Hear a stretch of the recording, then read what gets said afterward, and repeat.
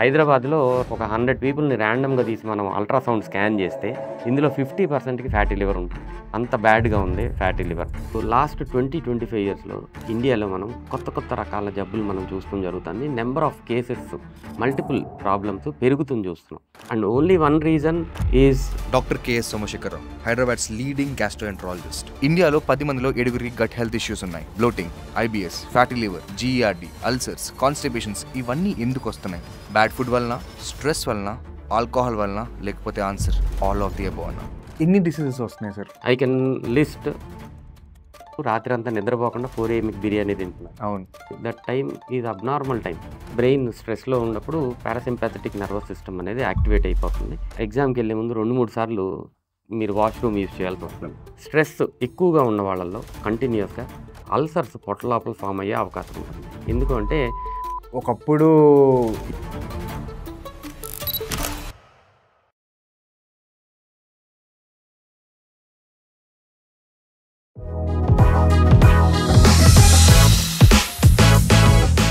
Doctor, నేను రీసెంట్గా ఒక డెర్మటాలజిస్ట్ పాడ్కాస్ట్ చేశాను అన్నమాట. పాడ్కాస్ట్ ఒక కపుల్ వచ్చారు. ఇద్దర్ హైదరాబాద్లో one of the famous dermatologist. వాళ్ళు హ్యూజ్ క్లినిక్, హ్యూజ్ ప్రాక్టీస్. వాళ్ళు మొత్తం పాడ్కాస్ట్ అయిపోయిన తర్వాత ఒక 3.5 hours 4 hours షూట్ చేసాం. తర్వాత అంతా అయిపోయిన తర్వాత మేము కూర్చొని మాట్లాడుకుంటుంటే అక్కడ కపుల్ వాళ్ళు లేడీ డాక్టర్ ఆవిడ ఒక మాట అన్నారు.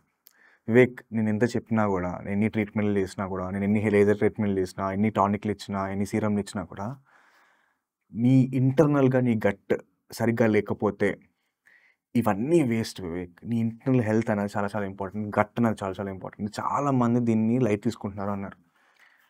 అది అయిన తర్వాత అసలు ఏంటి గట్ అన్నది ఐ స్టార్టెడ్ రీసెర్చింగ్. దాని ముందు అలా అక్కడక్కడ వింటున్నా కానీ, because we have little bit of ayurvedic clients and all this clients. Gut అంటే ఏంటంటే రిసెర్చ్ చేయడం మొదలెట్టిన తర్వాత దెన్ ఐ రియలైజ్డ్ మన బాడీలో ఉన్న ఆల్మోస్ట్ 60-70% ప్రాబ్లమ్స్ అన్నిటికీ main initiation point, ground zero అన్నది మన గట్టే. పర్ఫెక్ట్. అండ్ మోర్ ఇంపార్టెంట్లీ ఈ ఎంటైర్ థింగ్ ఎవరికి తెలియదు. దీని మీద ఒక అవేర్నెస్ క్రియేట్ చేయాలి. ఇదొక హ్యూజ్ ఎమర్జెన్సీ. మనం ఒక అవేర్నెస్ క్రియేట్ చేయాలని చెప్పి then we reached out you. Thank you sir, thank you for coming. So quickly doctor, ఎవరైతే ఈ పాడ్కాస్ట్ చూస్తున్నారో వాళ్ళు ఎందుకు చూడాలి, మీ క్రెడెన్షియల్స్ ఏంటి ఒకసారి చెప్పండి. నేను doctor KS Somashekhara Rao, senior consultant gastroenterologist and hepatologist. ప్రస్తుతానికి యశోద హైటెక్ సిటీలో పనిచేస్తున్నాను. నేను I did my MBBS in Andhra medical college Visakhapatnam. I did my MD general medicine in MRMC Gulbarga. And I did my DM gastroenterology and hepatology at SRMC Sriramachandra medical college Chennai. And నేను 2 years I worked as an assistant professor in Vaidehi medical college Bengaluru. తర్వాత 10 years I worked as a senior consultant at Apollo hospital Jubilee hills. And for last 2 years నేను Yashoda hospital hitech సిటీలో senior consultant గ్యాస్ట్రోఎంట్రాలజిస్ట్గా చేస్తున్నాను. So almost ఒక 20-21 years experience, right sir? అయితే I want to start this with, కొంచెం disgusting అనిపించవచ్చు కొంతమందికి, but చాలా చాలా ఇంపార్టెంట్. అండ్ ఇది వన్ థింగ్ ఏంటంటే మనకు క్లియర్గా రోజు చూసేది, ఎవరు పెద్ద ఆలోచించారు దీని గురించి. నెంబర్ 2 అంటే మన మోషన్. అసలు ఒక హెల్దీ మోషన్ అనేది ఎలా ఉంటుంది సార్? Yes, very important. ఎందుకంటే people have lot of misconceptions దీని మీద. హెల్దీ మోషన్ను చూస్తానికి అండ్ ఫ్రీక్వెన్సీ 2 రకాలుగా మనం డిస్ట్రిబ్యూట్ చేసుకుని వాట్ ఈజ్ నార్మల్ అని ఫస్ట్ తెలుసుకుంటాం, చాలా ఇంపార్టెంట్. నార్మల్ మోషన్ అంటే ప్రతిరోజు మోషన్కి వెళ్ళాలి, ఫ్రీక్వెన్సీ ప్రతిరోజు ఒకసారి ఉండాలి అనేది ఒక మిస్కన్సెప్షన్. అలా కాదు. There is always N average. ఎప్పుడు రోజుకి 3 సార్లు మోషన్కి వెళ్ళినా ఇట్ ఈస్ నార్మల్ థింగ్. 3 రోజుల్లో ఒక్కసారి మోషన్కి వెళ్ళినా it's a normal thing. Okay. So frequency మనం మాట్లాడుకుంటే ఈ 2 నార్మలే. అంటే ఈ ఫ్రీక్వెన్సీలో ఎక్కడైనా సరే ఫిట్ అయితే this is normal. Okay. And consistency అంటే మనం స్టూల్ వెళ్ళినప్పుడు, పాస్ చేసినప్పుడు దాని కన్సిస్టెన్సీని బట్టి what is normal, what is abnormal. Very hard stool like brick like stool ఉంటేనేమో దాన్ని సివియర్ కాన్స్టిపేషన్ హార్డ్ స్టూల్ అంటాము. బాగా నీళ్ళలాగా మోషన్ వెళ్తే దీన్ని లూజ్ వాటరీ స్టూల్ అంటాం. ఈ 2 అబ్నార్మల్. సో ఈ రెండిటికి మధ్యలో అంటే ఆ హార్డ్ స్టూల్ని నెంబర్ 1 అనుకుని ఫస్ట్ నెంబర్ ఇచ్చుకుని మనం ఈ వాటరీ స్టూల్స్కి నెంబర్ 7 ఇస్తే ఈ మధ్యలో టోటల్ 7 నెంబర్స్ ఉంటాయి. కన్సిస్టెన్సీ ఆఫ్ స్టూల్ నార్మల్సీ ఏంటి అంటే సాసేజ్ షేప్డ్, అంటే కొంచెం semi formed stool which is not very hard. కొంచెం క్రాక్స్ ఉంటాయి, అంటే సమ్ అమౌంట్ ఆఫ్ వాటర్ ఇంకా ఉంది స్టూల్లో అనేది తెలిసేది. సో బ్రిస్టల్ స్టూల్ స్కేల్ అని చెప్పి మనకి విజువల్గా తెలుస్తుంది. ఇది అలాంటి చార్ట్ ఒకటి ఉంటుంది. అందులో 3 and 4 are suppose to be normal. దాంట్లో సాసేజ్ షేప్ స్టూల్ ఉంటుంది. సో కంప్లీట్గా watery stool is abnormal, very hard rock like stool is abnormal. 3 and 4 bristol stool స్కేల్లో దే ఆర్ నార్మల్ స్టూల్ అని తెలుసుకోవాలి. ఓకే. సో ఈ అవగాహన కూడా చాలా ఇంపార్టెంట్. వాట్ ఈజ్ నార్మల్ అని తెలుసుకుంటే వాట్ ఈజ్ అబ్నార్మల్ అనేది ఈజీగా ఐడెంటిఫై చేయడం చాలా ఈజీగా. సో కొంతమంది స్టూల్కి వెళ్ళినప్పుడు, ఎమోషన్కి వెళ్ళినప్పుడు రెడ్ కలర్ స్టూల్ రావడము, కొన్నిసార్లు కొంచెం పేల్ అంటే ఎల్లోగా ఉండకుండా అదొక వైట్ కలర్లో రావడము, ఎగ్జాక్ట్లీ ఇలా వస్తాయి కదా సార్. అసలు ఒకసారి ఏమేమి ఉంటాయి సార్, ఒకసారి ఎక్స్ప్లెయిన్ చేయండి నాకు ప్లీజ్. పేల్ కలర్ స్టూల్ మనం చూస్తున్నామంటే ఎల్లో కలర్ రాలేదు, పేల్ కలర్ స్టూల్ ఉందంటే మనం వీ హ్యావ్ టు సస్పెక్ట్ లివర్లో కానీ గాల్ బ్లాడర్లో కానీ బైల్ డక్ట్లో కానీ అబ్నార్మాలిటీ ఏమైనా ఉందేమో అనేది సస్పెక్ట్ చేయాల్సిన అవసరం ఉంటుంది. Colour of the stool definitely ఇది important. Normal stool should be yellow colour to light brown colour, ఇది నార్మల్. బ్లాక్ కలర్ స్టూల్ కొన్నిసార్లు కొంతమంది చూస్తారు. బ్లాక్ కలర్ స్టూల్ అంటే గ్యాస్ట్రోఇంటెస్టైనల్ సిస్టంలో ఎక్కడో బ్లీడింగ్ అవుతుంది అని అర్థం. ఇట్ ఈజ్ అన్ ఎమర్జెన్సీ, మనం ఇమీడియట్గా మెడికల్ అటెన్షన్లోకి వెళ్ళాలని అర్థం.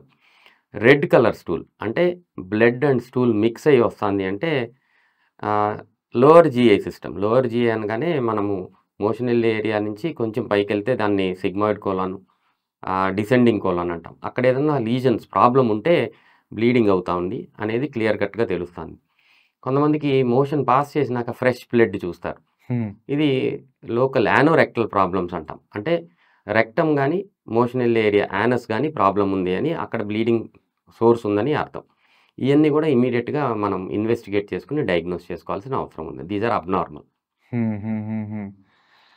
ఈ గ్యాస్ట్రోఎంట్రాలజిస్ట్ అన్న పదము అసలు చాలా లాంగ్ ఉందని చెప్పి మెల్లిగా గట్ డాక్టరు, ఈ గ్యాస్ట్రాలజిస్ట్ అని పేర్లు అంటున్నారు కదా.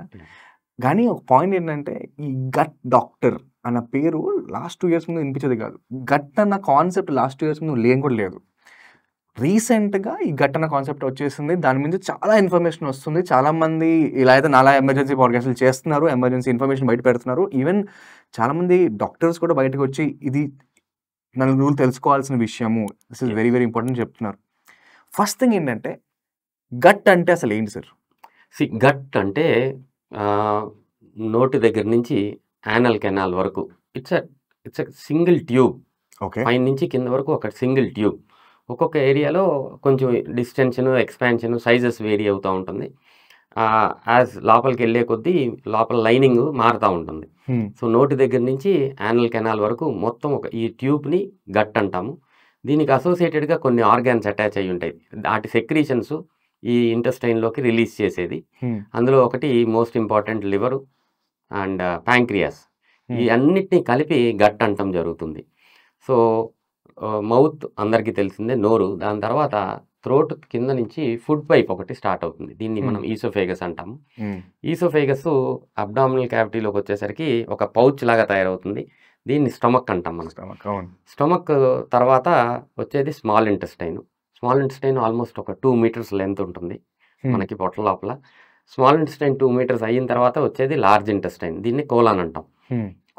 ఈ colon will be somewhere around 80 centimeters to 90 centimeters, కొంతమందికి 100 centimeters దాకా. సో దీని తర్వాత is the last part of the colon is rectum. Rectum ends in anal canal. Okay. So the whole thing associated with liver and pancreas is gut. మరి ఎందుకు sir మనము ఏమైనా all చేస్తున్నప్పుడు నేను గట్ ఫీలింగ్తో వెళ్తున్నాను అంటారు కదా, why do you see that? Basically remember, we will be talking more about it. గట్ని సెకండ్ బ్రెయిన్ అంటున్నారు. Everybody says gut is your second brain. Future is going to come where they say gut is the main boss of your whole organs of your body అని చెప్పి ఒక talk వచ్చేస్తుంది త్వరలో. Lot of research is being done about the influence of gut. ఈ gut మన బాడీని ఎలా influence చేస్తుంది, మన బ్రెయిన్ ఎలా ఇన్ఫ్లుయెన్స్ చేస్తుంది అనే దాని మీద చాలా స్టడీస్ వస్తున్నాయి. So gut is the boss మీకు ఈ మొత్తం బాడీకి gut is going to be the boss. ఎందుకు సార్ అసలు ఏముంటుంది గట్లో? అండ్ ఐ అండర్స్టాండ్ ఏం తిన్నా కూడా అక్కడికి వెళ్తుంది, అదే మొత్తం డైజెస్ట్ చేస్తుంది అనేది, అది బేసిక్ ఫంక్షన్ ఎవరికైనా తెలుస్తుంటుంది. కానీ దీని లోపలే ఒక హ్యూజ్ ఒక యూనివర్స్ ఉంది, ఒక ఎకో సిస్టమ్ ఉంది అని I want you to explain that sir. See the recent concept మనకి ఇవన్నీ ముందు నుంచి తెలుసు, కానీ lot of research, lot of studies ఈ మధ్య కాలంలో it is only around gut microbiome. Gut microbiome అనే దాని మీద చాలా రీసెర్చ్ జరుగుతుంది. ఈ గట్ మైక్రోబయోమ్ అంటే ఏంటి, అసలు ఇది ఎలా అనేది మనకు మోస్ట్ ఇంపార్టెంట్. గట్ మైక్రోబయోమ్ అంటే trillions and trillions of bacteria, viruses, fungi, ఇలా మల్టిపుల్ ఆర్గాన్స్ మన ఇంటెస్టైన్లో ఉంటాయి. ప్రతి వాళ్ళ ఇంటెస్టైన్లో, ప్రతి ఒక్కళ్ళ ఇంటెస్టైన్లో ఉంటాయి. ట్రిలియన్స్ అంటే మీకు ఒక నెంబర్ కోసం చెప్తున్నాను, ప్రపంచంలో ఉన్న జనాభా అందరి జనాభాని కలిపితే ఎంతమంది ఉంది, దానికన్నా ఎక్కువ బ్యాక్టీరియా ఆర్ మైక్రో ఆర్గానిజమ్స్ మన ఇంటెస్టైన్లో ఉంటాయి. ప్రతి ఒక్కళ్ళ ఇంటెస్టైన్లో ఉంటాయి. Okay. And majority of them large ఇంటెస్టైన్లో ఉంటాయి. సో నోటి దగ్గర నుంచి యానల్ కెనాల్ వరకు ప్రతి చోట ఉంటుంది, but majority of them in the large intestine, కోలాన్లో ఉంటుంది. ఈ గట్ మైక్రోబయోమ్ అనేది అంటే మన basically it's all good bacteria, fungi, viruses అన్నీ మన multiple day to day activities, మన ఎనర్జీ, మల్టిపుల్ థింగ్స్ని డిటర్మిన్ చేస్తాయి. దీని గురించి విపరీతంగా అవగాహన మనకి పెరిగిన తర్వాత now we are saying gut health is very very important. Gut health వల్లనే మిగిలిన అన్నీ డిసైడ్ అవుతాయి అని చెప్పి మనం మాట్లాడటం జరుగుతుంది. ఒక స్టెప్ వెనక్కి తీసుకుందాం సార్. మీరు బ్యాక్టీరియా అంటున్నారు, బ్యాక్టీరియా మన అన్నిటినీ, మీరు నాకు gut is the future boss అంటున్నారు, బ్యాక్టీరియా ఉంటుంది అంటున్నారు, బ్యాక్టీరియా మనం రూల్ చేస్తుంది అంటున్నారు. బట్ అసలు బ్యాక్టీరియా ఎందుకు ఉంటుంది, దాని రోల్ ఏంటి, అసలు అది దానివల్ల ఎందుకు ఇష్యూస్ వస్తున్నాయి, ఇప్పుడు నాకు ఒకసారి బ్రేక్ డౌన్ చేయండి. బేసికలీ గట్లో స్టమక్ ఇంటెస్టైన్ లోపల, లార్జ్ ఇంటెస్టైన్ లోపల బ్యాక్టీరియా ఉంటుందనేది మనకి ఎప్పటి నుంచినో తెలిసిన విషయమే. సో దీన్ని మనము ఒక ఫ్రెండ్లీ బ్యాక్టీరియా మన ఇంటెస్టైన్తో పాటు మన హెల్త్ నార్మల్ హెల్త్తో పాటు ఫ్రెండ్లీగా ఉండి మనకి పెద్దగా సపోర్ట్ చేస్తుందనే విషయం మనకి తెలియదు ఇంతవరకు వారు. ఓకే. సో మన ఇంటెస్టైన్ లోపల multiple good bacteria, very useful bacteria ఉంటాయి. ఆ బ్యాక్టీరియా వల్ల మల్టిపుల్ ఫంక్షన్స్ అవుతాయి అనేది రీసెర్చ్గా ఈ మధ్య కాలంలో మనకి బాగా తెలుస్తున్న విషయం. సో బ్యాక్టీరియా అంటే నాట్ జస్ట్ బ్యాక్టీరియా, నేను మళ్ళీ చెప్తున్నాను, bacteria, viruses, fungi, multiple microbes. So they are all good bacteria, మనకి ఏమి హామ్ చేయని బ్యాక్టీరియా. బ్యాక్టీరియా అనగానే harmful bacteria, good bacteria, friendly bacteria చాలా ఉంటాయి. సో మెజారిటీ ప్రతి ఒక్కళ్ళకి పుట్టిన వెంటనే ఫస్ట్ మదర్స్ మిల్క్ తీసుకున్న వెంటనే ఈ గట్ మైక్రోబయోమ్ అనేది డెవలప్ అయిపోతాం మొదలు పెడుతుంది. ఓకే. సో ఈ గట్ మైక్రోబయోమ్ అనేది మన ఇంటెస్టైన్ హెల్త్ని కాపాడుకుంటూ ఉంటుంది. దాని బ్యాలెన్సే మన ఇంటెస్టైనల్ హెల్త్కి మోస్ట్ ఇంపార్టెంట్ థింగ్. బ్యాలెన్స్ అంటే ఏం సార్? అంటే ఎగ్జాక్ట్లీ బ్యాలెన్స్ అనగానే ప్రతి ఒక్కళ్ళకి ఒక ఫర్ ఎగ్జాంపుల్ ఈ ఏరియాలో ఫర్ ఎగ్జాంపుల్ తెలంగాణలో ఉండే వాళ్ళకి ఒక రకమైన gut microbiome which is a healthy gut microbiome ఉంటుంది. ఒక్కొక్క ఏరియాని బట్టి, వాళ్ళు తినే ఆహారాన్ని బట్టి, వాళ్ళ ప్రీవియస్ జనరేషన్ వాళ్ళు, లైఫ్ స్టైల్ జనరేషన్ వాళ్ళు, వాళ్ళ అంటే బేబీకి వచ్చేది మదర్ నుంచి. So it is dependent, your gut health or gut microbiome is dependent on the mother's health, వాళ్ళ forefathers health. So this health is determined by the type of food. మనం తినే ఆహారాన్ని బట్టి, మనం తినే మల్టిపుల్ థింగ్స్, మనం చేసే ఎక్సర్సైజ్ని బట్టి, అండ్ నాట్ జస్ట్ మన ప్రీవియస్ జనరేషన్, అంతకుముందు జనరేషన్ బట్టి మన గట్ మైక్రోబయోమ్ డిసైడ్ అవుతుంది. Okay. So one person who is staying in India for prolonged period of time, ఆయన వేరే చోటకి వెళ్ళిపోతే ఆయన environmental factors, soil, everything changes. So వాళ్ళ గట్ మైక్రోబయోమ్ మారిపోతుంది. సో ఇలాగా మన నేటివిటీ, మన సాయిల్, మన ప్రీవియస్ జనరేషన్ వాళ్ళు తిన్నదాన్ని బట్టి మన గట్ మైక్రోబయోమ్ ఉంటుంది. సో హెల్త్ ఈజ్ డిటర్మైన్డ్, ఇది ఒక రకమైన జీన్ లాగా. జీన్ మనము ఇదివరకు రోజుల్లో ఓన్లీ జీన్స్ గురించి మనకు ఒక డిఫరెంట్ టైప్స్ ఆఫ్ క్రోమోజోమ్స్ వీటిని బట్టినే మనకి ఇన్హెరిటెన్స్ ప్యాటర్న్ గురించి మనం మాట్లాడుకునే వాళ్ళం. But now even the gut microbiome is acquired from your parents. Okay. అది మన హెల్త్ని డిటర్మిన్ చేస్తుంది. ఎలా డిటర్మిన్ చేస్తుంది అంటే ఈ గట్ మైక్రోబయోమ్కి ఒక మల్టిపుల్ ఫంక్షన్స్ ఉంటాయి. ఫర్ ఎగ్జాంపుల్ ఇది ఒక ఎండోక్రైన్ ఆర్గాన్, మనకి థైరాయిడ్ ఎలా అయితే ఒక ఆర్గాను, అలాగా గట్ మైక్రోబయోమ్ ఒక ఫంక్షన్ చేస్తుంది. మోస్ట్ ఇంపార్టెంట్ ఫంక్షన్ ఏంటి అంటే, మన తినే ఆహారంని ప్రాసెస్ చేసుకుంటా, దాంట్లో గుడ్ థింగ్స్, బ్యాడ్ థింగ్స్ మన ఇంటెస్టైన్‌ని ఫీడ్ చేస్తా ఉంటుంది. ఇంటెస్టైన్ వాల్స్‌ని ఫీడ్ చేస్తా ఉంటుంది. ఉన్న ప్రతి ఒక్క సెల్‌ని ఫీడ్ చేస్తా ఉంటుంది.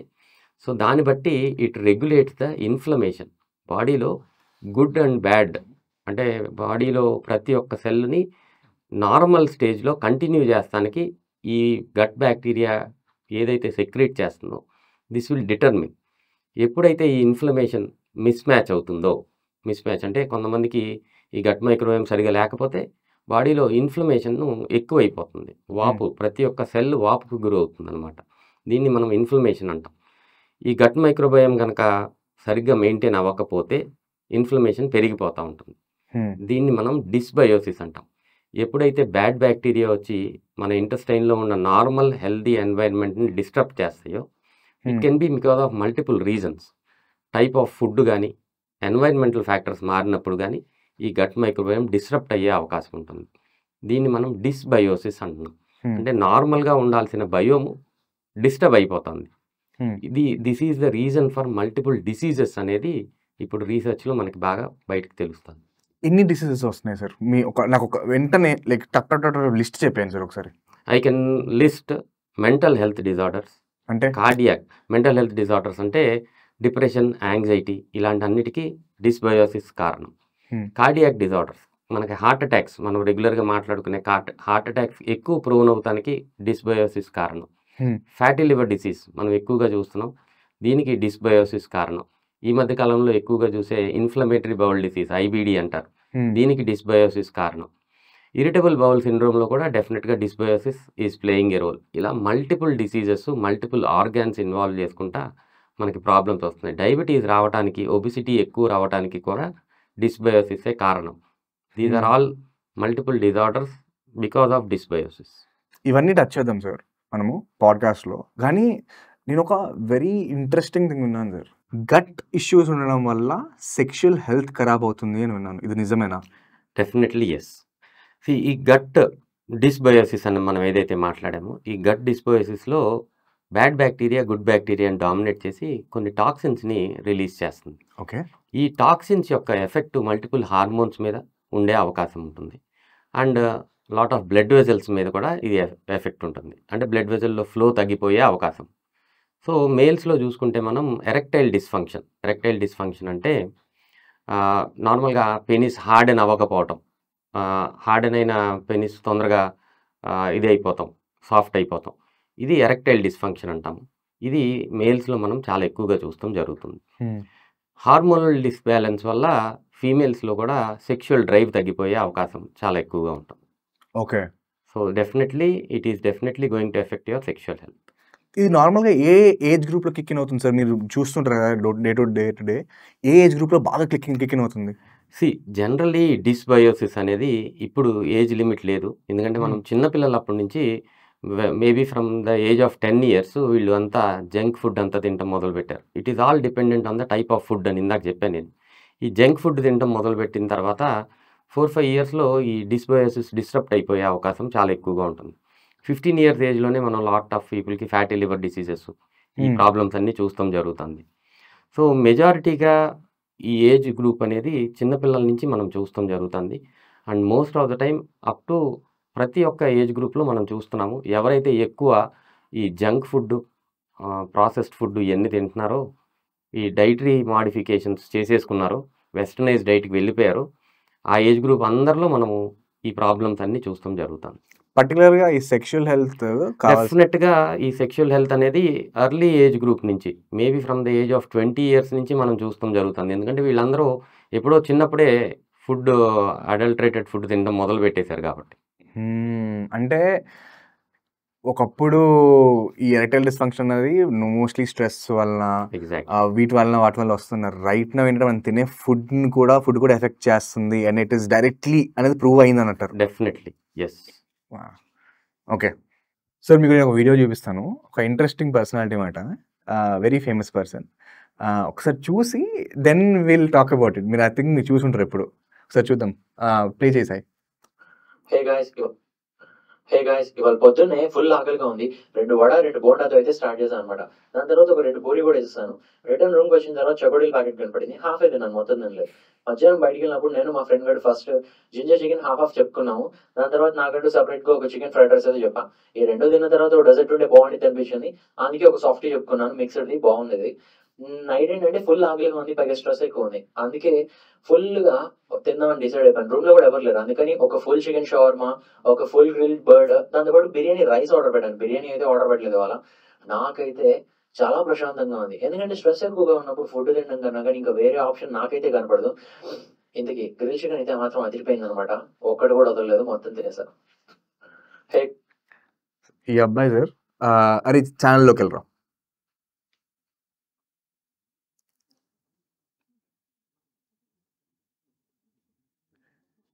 ఆల్మోస్ట్ ఎన్ని వీడియోస్ ఉన్నాయి పైన?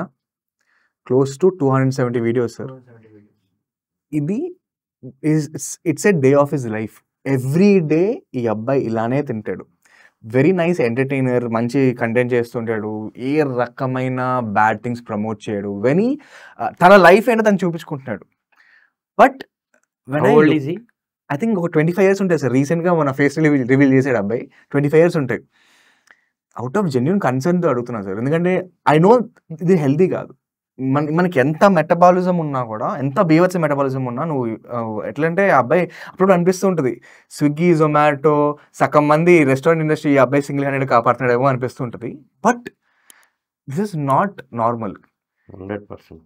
నా ప్యూర్ కన్సర్న్గా అడుగుతున్నాను సార్, ఈ అబ్బాయి ఫ్యూచర్ ఎలా ఉండబోతుంది?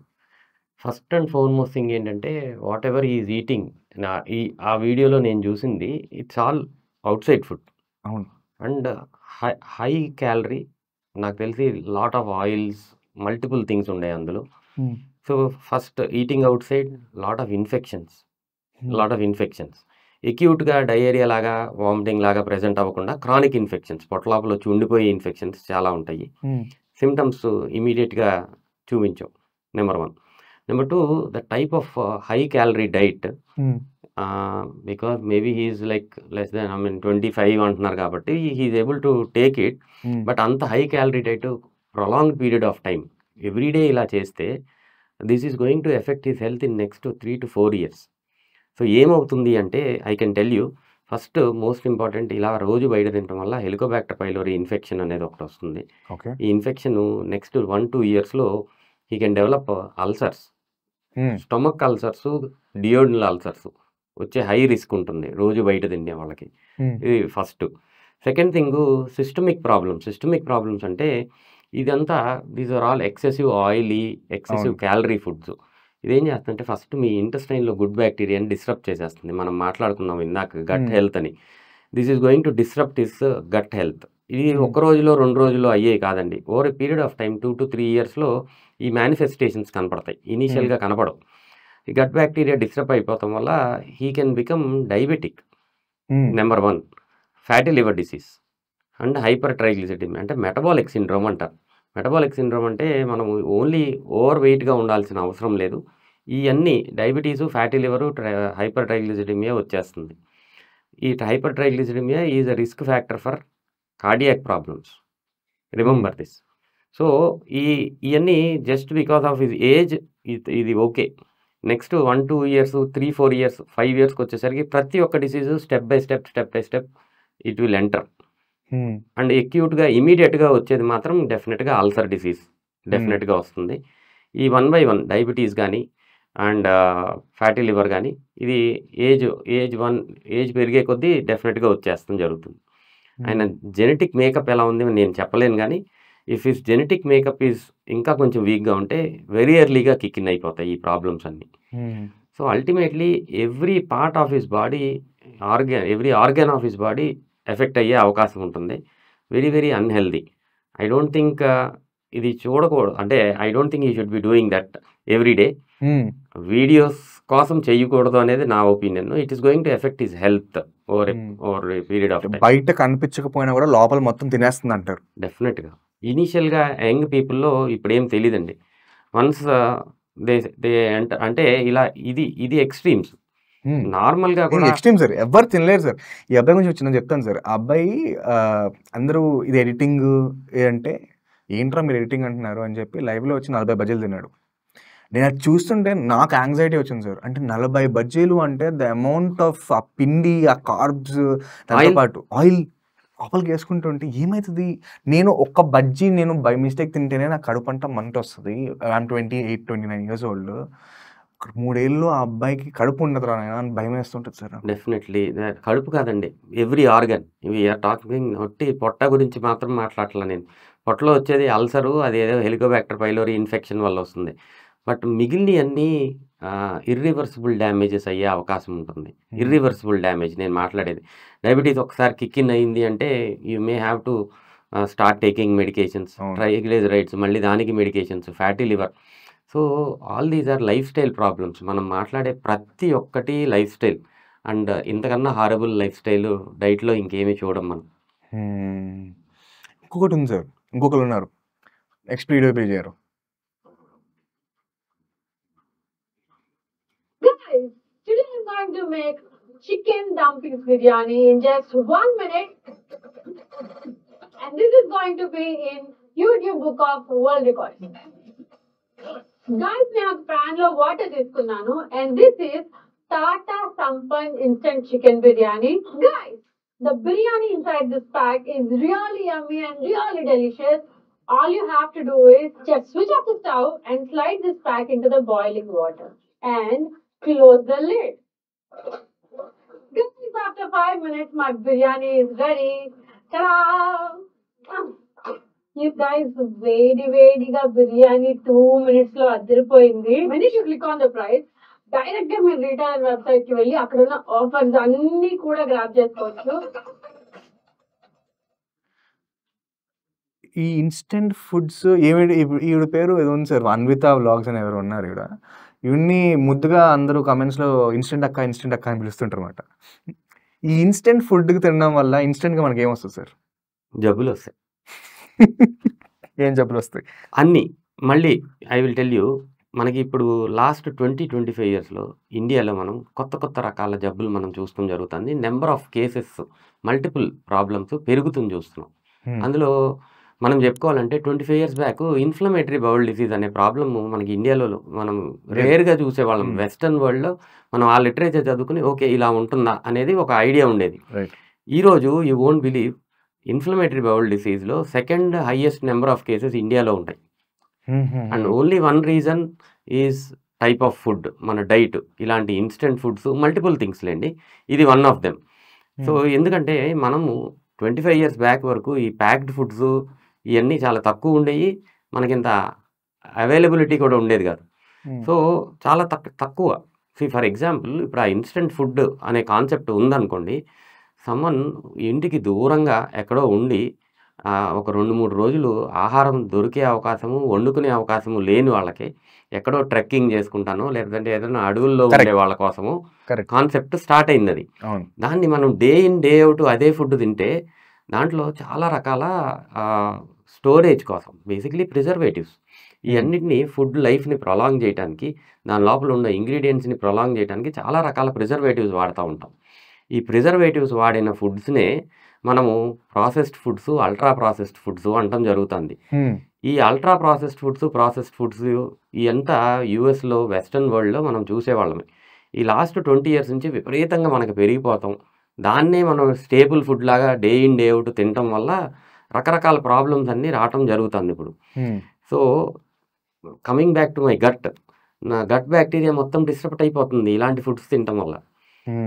ఇవన్నీ వాటికి యాక్చువల్లీ విషం. You are actually feeding poison to your intestine. ఇంటెస్టైన్లో ఉండ నీ ఫ్రెండ్స్ని నువ్వు చంపేసుకుంటున్నావు. సో ఆల్ దీస్ థింగ్స్, అంటే దిస్ ఈజ్ వన్ ఎగ్జాంపుల్. ఇలాంటి ఎగ్జాంపుల్స్ మల్టిపుల్ థింగ్స్ చెప్పాలంటే ఎవ్రీథింగ్. మనం డే ఇన్ డే అవుట్ చూసే, రోజు పొద్దున్నే మ్యాగీ తినేస్తున్నారు బ్రేక్ఫాస్ట్ అని, కార్న్ఫ్లాక్స్, మనం అంతా ప్యాక్డ్ ఫుడ్స్ మాత్రమే తీసుకుని తినేస్తున్నాం. వెస్టర్న్ కల్చర్, మనం ఇడ్లీ, సాంబారు, దోశ, వడ ఇవన్నీ మర్చిపోయాం. ఫ్రెష్గా చేసుకుంటాం. బ్యాటర్ నిన్న రాత్రి చేసుకుంటాము, మంచిగా దాని లోపల గుడ్ బ్యాక్టీరియా పెరిగి పొద్దున్నే ఇడ్లీ వేసుకుంటాం. అది ఫ్రెండ్లీ, మన ఫ్రెండ్స్కి లోపల ఇంకా హెల్ప్ చేసే ఫుడ్ అది. అవన్నీ వదిలేసి మన ఫ్రెండ్స్కి హామ్ చేసే ఫుడ్లు మనం బయట నుంచి తెచ్చుకుని తినటం జరుగుతుంది. So very unfortunate. ఈ నేను చెప్పిన డిసీజెస్లో diabetes cases, number of cases పెరిగిపోవటానికి మోస్ట్ ఇంపార్టెంట్ థింగ్ ఈ processed foods. Unnecessary blame is on rice. ఇంతకుముందు కూడా మనం రైస్ తినేవాళ్ళమే. అవును. కానీ అప్పుడు లేని డయాబెటీస్ ఇప్పుడు సడన్గా ఎందుకు వచ్చింది అంటే ఈ ప్రాసెస్ ఫుడ్స్ అన్ని మన ఫుడ్లో యాడ్ అవుతుంది మొదలుపెట్టి. ఒకప్పుడు ఏమంటే దంపుడు బియ్యం తినేవాళ్ళం, అక్కడి నుంచి వైట్ రైస్ తినేందుకు వస్తుంది అన్నారు, ఇప్పుడేమో ఇది వస్తుంది అంటున్నారు. ఇట్స్ మోర్ బికాస్ ఈ ప్రాసెస్డ్ ఫుడ్స్ అంటున్నారు. డెఫినెట్గా నాట్ జస్ట్ డయాబెటీస్ అండి, ఒబిసిటీ కేసెస్ విపరీతంగా పెరిగిపోతున్నాయి మనకి. అండ్ ఇవన్నీ ఇండైరెక్ట్గా దేనికి లీడ్ చేస్తున్నాయి అంటే క్యాన్సర్కి లీడ్ చేస్తాయి over a period of time. మనము we are only talking about short term things. Long టర్మ్లో all these things are leading to cancer. Number of cancer cases ఈ లాస్ట్ 20 yearsలో ఎన్ని పెరిగిపోయినాయో ఇండియాలో మనం చూస్తే it can be attributed to the type of food what we are eating, మనం తినే ఆహారమే. సో ఎవ్రీ డిసీజ్ నెంబర్స్ పెరుగుతానికి ముఖ్యమైన కారణం ఈ వెస్టర్న్ ఫుడ్స్, ప్రాసెస్డ్ ఫుడ్స్, ఇలాగ నిలవ ఉండే ఆహార పదార్థాల వల్ల.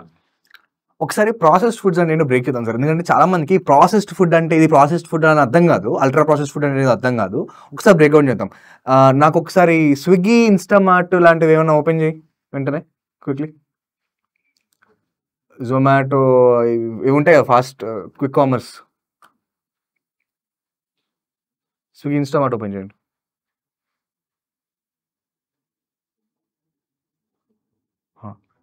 ఇక్కడ దీంట్లో కేటగిరీస్ ఉన్నాయి కదా సార్. ఇప్పుడు మనము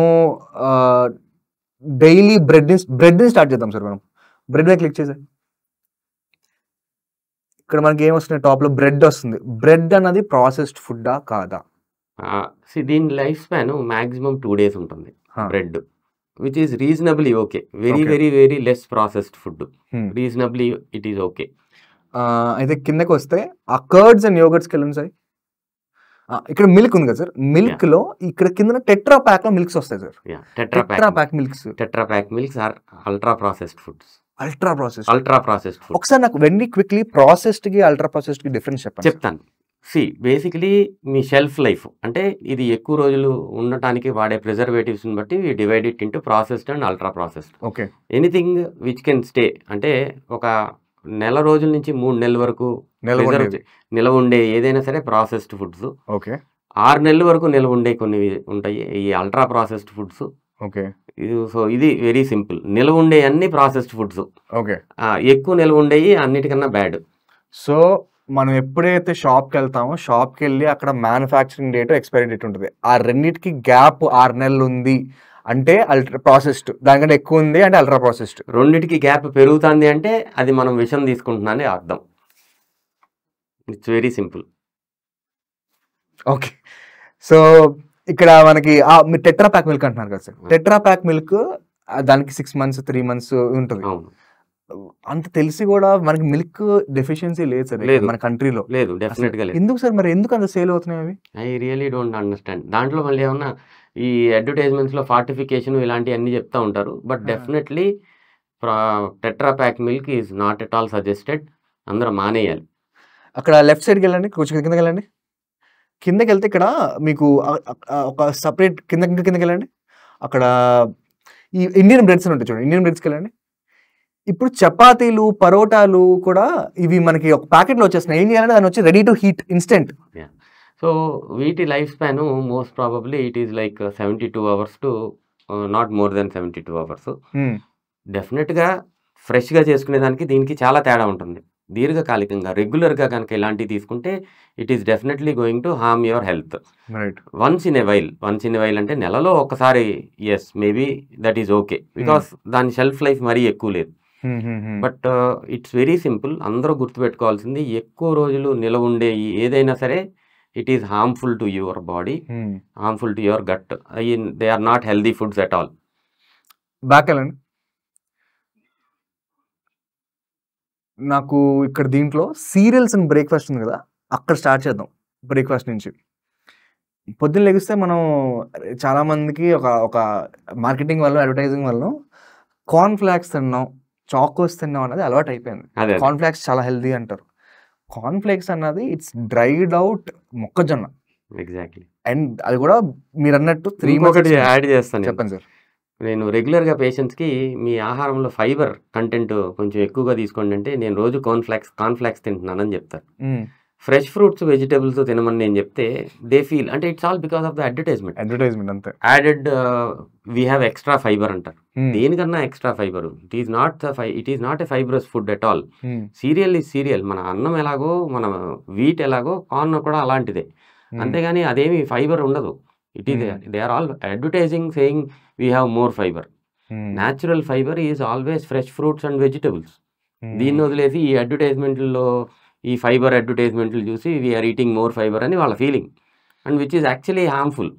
fresh food always make fresh food. మీరు ఫ్రెష్గా వండిన ఆహారము, ఫ్రెష్గా పండిన పండ్లు, కాయగూరలు ఇవన్నీ మనం 4 రోజులు వదిలేస్తే పెరిష్ అయిపోతాయి. ఇవి హెల్దీ ఫుడ్స్. మనం ఆ టైంలో ఫ్రెష్ ఫుడ్స్ మనం తింటున్నాము అంటే వదిలేస్తే పాడైపోయాయి, మనం తినాలి. అవి మనకి ఆరోగ్యానికి మంచిది. ఇలాగా ప్యాక్ చేసి ప్రిజర్వేటివ్స్ వేసి ఇలా ఎక్కువ రోజులు ఉండే ఫుడ్స్ ఏదైనా సరే they are harming your good bacteria.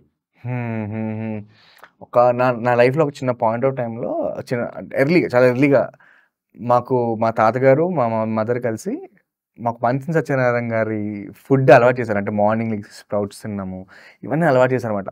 నేను ఆ డబ్బా తీసుకుని వెళ్ళేవాడిని. స్కూల్కి వెళ్తే స్కూల్లో మా టీచర్ అనేది ఏంటి రోజు ఏదో తింటావా అని అంటే తింటాను మేడం, మంచి సత్యనారాయణ పొద్దున 6కి మా కార్యక్రమం మీ ఆరోగ్యం మీ చేతుల్లో అనుకుంటుంది, మా టీవీలో వచ్చేది పొద్దున్నే. తర్వాత ఆవిడ చెప్పేది ఇవన్నీ కాదు, ఇడ్లీ అన్నది మంచి ఫుడ్, ఇడ్లీ తిను, ఎవ్రీడే ఇడ్లీ తిను, ఇదంతా తినాల్సిన అవసరం, ఇడ్లీ తిన్నది. Genuinely want you ask, idli అనేది మంచి ఫుడ్ ఏనా? డెఫినెట్గా మంచి food. Basically idli it should be always a balanced food. But మీరు స్పెసిఫిక్గా ఇడ్లీ గురించి అడుగుతున్నారు కాబట్టి చెప్తున్నాను. ఇడ్లీకి మల్టిపుల్ అడ్వాంటేజెస్ ఉంటాయి. ఇడ్లీ బ్యాటర్ అంటే పిండిని మనం ముందు రోజు రుబ్బి ఒక రోజు ఉంచి దాని తర్వాత 2-3 రోజులు కూడా ఉంటుంది. ఉన్న ప్రతి రోజుకి ఫెర్మెంట్ అవుతూ ఉంటుంది. ఆ ఫెర్మెంటేషన్లో గుడ్ బ్యాక్టీరియా వస్తాయి. కొంతమందికి పుల్లగా ఉన్నప్పుడు నచ్చకపోవచ్చు, బట్ ఎంత ఎక్కువ ఫెర్మెంట్ అయితే అంత హెల్త్ బెనిఫిట్స్ డెఫినెట్గా ఉంటాయి. ఈ ఇడ్లీలో వచ్చే ఫెర్మెంటేషన్ ఆ బ్యాక్టీరియా మన ఇంటెస్టైన్లో ఉన్న బ్యాక్టీరియాకి ఫ్రెండ్లీ బ్యాక్టీరియా, అవి ఇంకా పెరుగుతానికి మనకు దోహదపడుతుంది, డెఫినెట్గా హెల్ప్ అవుతుంది. డైరెక్ట్ ప్రోబయాటిక్ అది. సార్ ఈ ప్రోబయాటిక్ అంటే ఇప్పుడు కొత్తగా ఒక ట్రెండ్ స్టార్ట్ అయింది సార్, చెద్దన్నం. ట్రెండ్ కాదు సార్, అది యాక్చువల్లీ మనం ముందు పూర్వీకుల నుంచి చేస్తున్నారు. మధ్యలో ఒక గ్యాప్ వచ్చింది అనమాట. ఆ గ్యాప్ ఈ సీరియల్ ఈ కాన్ఫ్లెక్స్ అని స్టార్ట్ అయింది. అక్కడి నుంచి మళ్ళీ వెనక్కి వస్తాం మనం. చెద్దన్నం తినడం మంచిదా కాదా? ఎందుకు చెద్దన్నం తినడం మంచిది ఒకసారి చెప్పండి. డెఫినెట్గా చెద్దన్నం తింటుంది మంచిది. ఇంకా దాంట్లో ఇక్కడ లోకల్గా ఒక్కొక్క ఏరియాలో మజ్జిగ కలుపుతారు. ఈ అన్నము మజ్జిగ ఒక నైట్ అంతా ఉంచితే మళ్ళీ lot of good bacteria, probiotic, so called probiotics ఇవన్నీ బాగా ఎక్కువగా డెవలప్ అవుతాయి. So it is definitely good for your health. ఎర్లీగా అది ఎక్స్ట్రా బ్యాక్టీరియా మనం కడుపులోకి వెళ్తే అది బ్యాలెన్స్ క్రియేట్ అవుతుంది. ఎగ్జాక్ట్లీ. అంటే you are helping your already existing good bacteria to proliferate, ఇంకా పెంచుకోవడానికి హెల్ప్ చేస్తున్నాం. రైట్. అయితే మన బ్రేక్ఫాస్ట్ కదా సార్, ఇప్పుడు మన స్నాక్స్ సెక్షన్కి వద్దాం సార్. ఎవరైనా కొంచెం ఇప్పుడు ఇంకొక చిన్న ట్రెండ్ ఏంటంటే బేక్డ్ నాట్ ఫ్రైడ్ అంటాడు వాడు సింపుల్గా. ఇప్పుడు ఫ్రైడ్ ఫుడ్ తినకూడదు, మనం చిప్స్ తిన్నామన్నది ఇప్పుడు ప్రతి లేస్ ఇవన్నీ చిప్స్ ప్రతి కామన్ అయిపోయింది. అవి కూడా processed foods. Definitely processed foods. Lay's, ఈ ప్రతి చిప్స్ ఇంట్లో మనం ఫ్రై చేసుకునే మాత్రమే ఫ్రెష్, మిగిలిన అన్ని ప్రాసెస్డ్ ఫుడ్స్. మేబీ 1-2 daysలో యూస్ చేసి పడేసేవి కొన్ని ఉంటాయి, but I'm not talking about that. ఈ ప్యాక్డ్ చిప్స్ ఇవన్నీ దే స్టే ఫర్ 6 months. ఇవి తింటుంటే ఇప్పుడు పర్టికులర్ చిప్స్ లాంటివి తింటే మన కడుపుకి ఏం వస్తుంది సార్? ఇదే ప్రాబ్లం. ఈ చిన్నపిల్లలు అప్పటి నుంచి అది 7-8 years అప్పటి నుంచి స్టార్ట్ చేసేసారు ఇవన్నీ తింటాం. ఇది మాత్రమే తింటున్నారు. అవి మాత్రమే తినేవాళ్ళు చాలా మందిని చూస్తున్నాము. వీళ్ళే మనకి నెక్స్ట్ 15 years 20 years ఇంత ఎర్లీ స్టేజ్లో ఫ్యాటీ లివర్ డిసీజ్తో, ఇన్ఫ్లమేటరీ బౌల్ డిసీజ్, చిన్న పిల్లల్లో నేను ఇన్ఫ్లమేటరీ బౌల్ డిసీజ్ ప్రాబ్లమ్స్ చూస్తున్నాను. దీస్ ఆర్ ఆల్ అంటే ఇండికేషన్స్. ఇనీషియల్లీ యంగ్ ఏజ్ కాబట్టి they are presenting with fatty liver, intestinal problems. ఇదే మిడిల్ ఏజ్ వాళ్ళేమో కార్డియాక్ ప్రాబ్లమ్స్. 30 ఇయర్స్‌కే, 32 ఇయర్స్‌కే హార్ట్ అటాక్‌లు వస్తున్నాయి. ఇయన్నీ వీళ్ళు మిడిల్ ఏజ్ వాళ్ళకి వచ్చే ప్రాబ్లమ్స్. ఇలాగ ప్రతి ఏజ్‌లో we are seeing lot of problems because of this processed foods.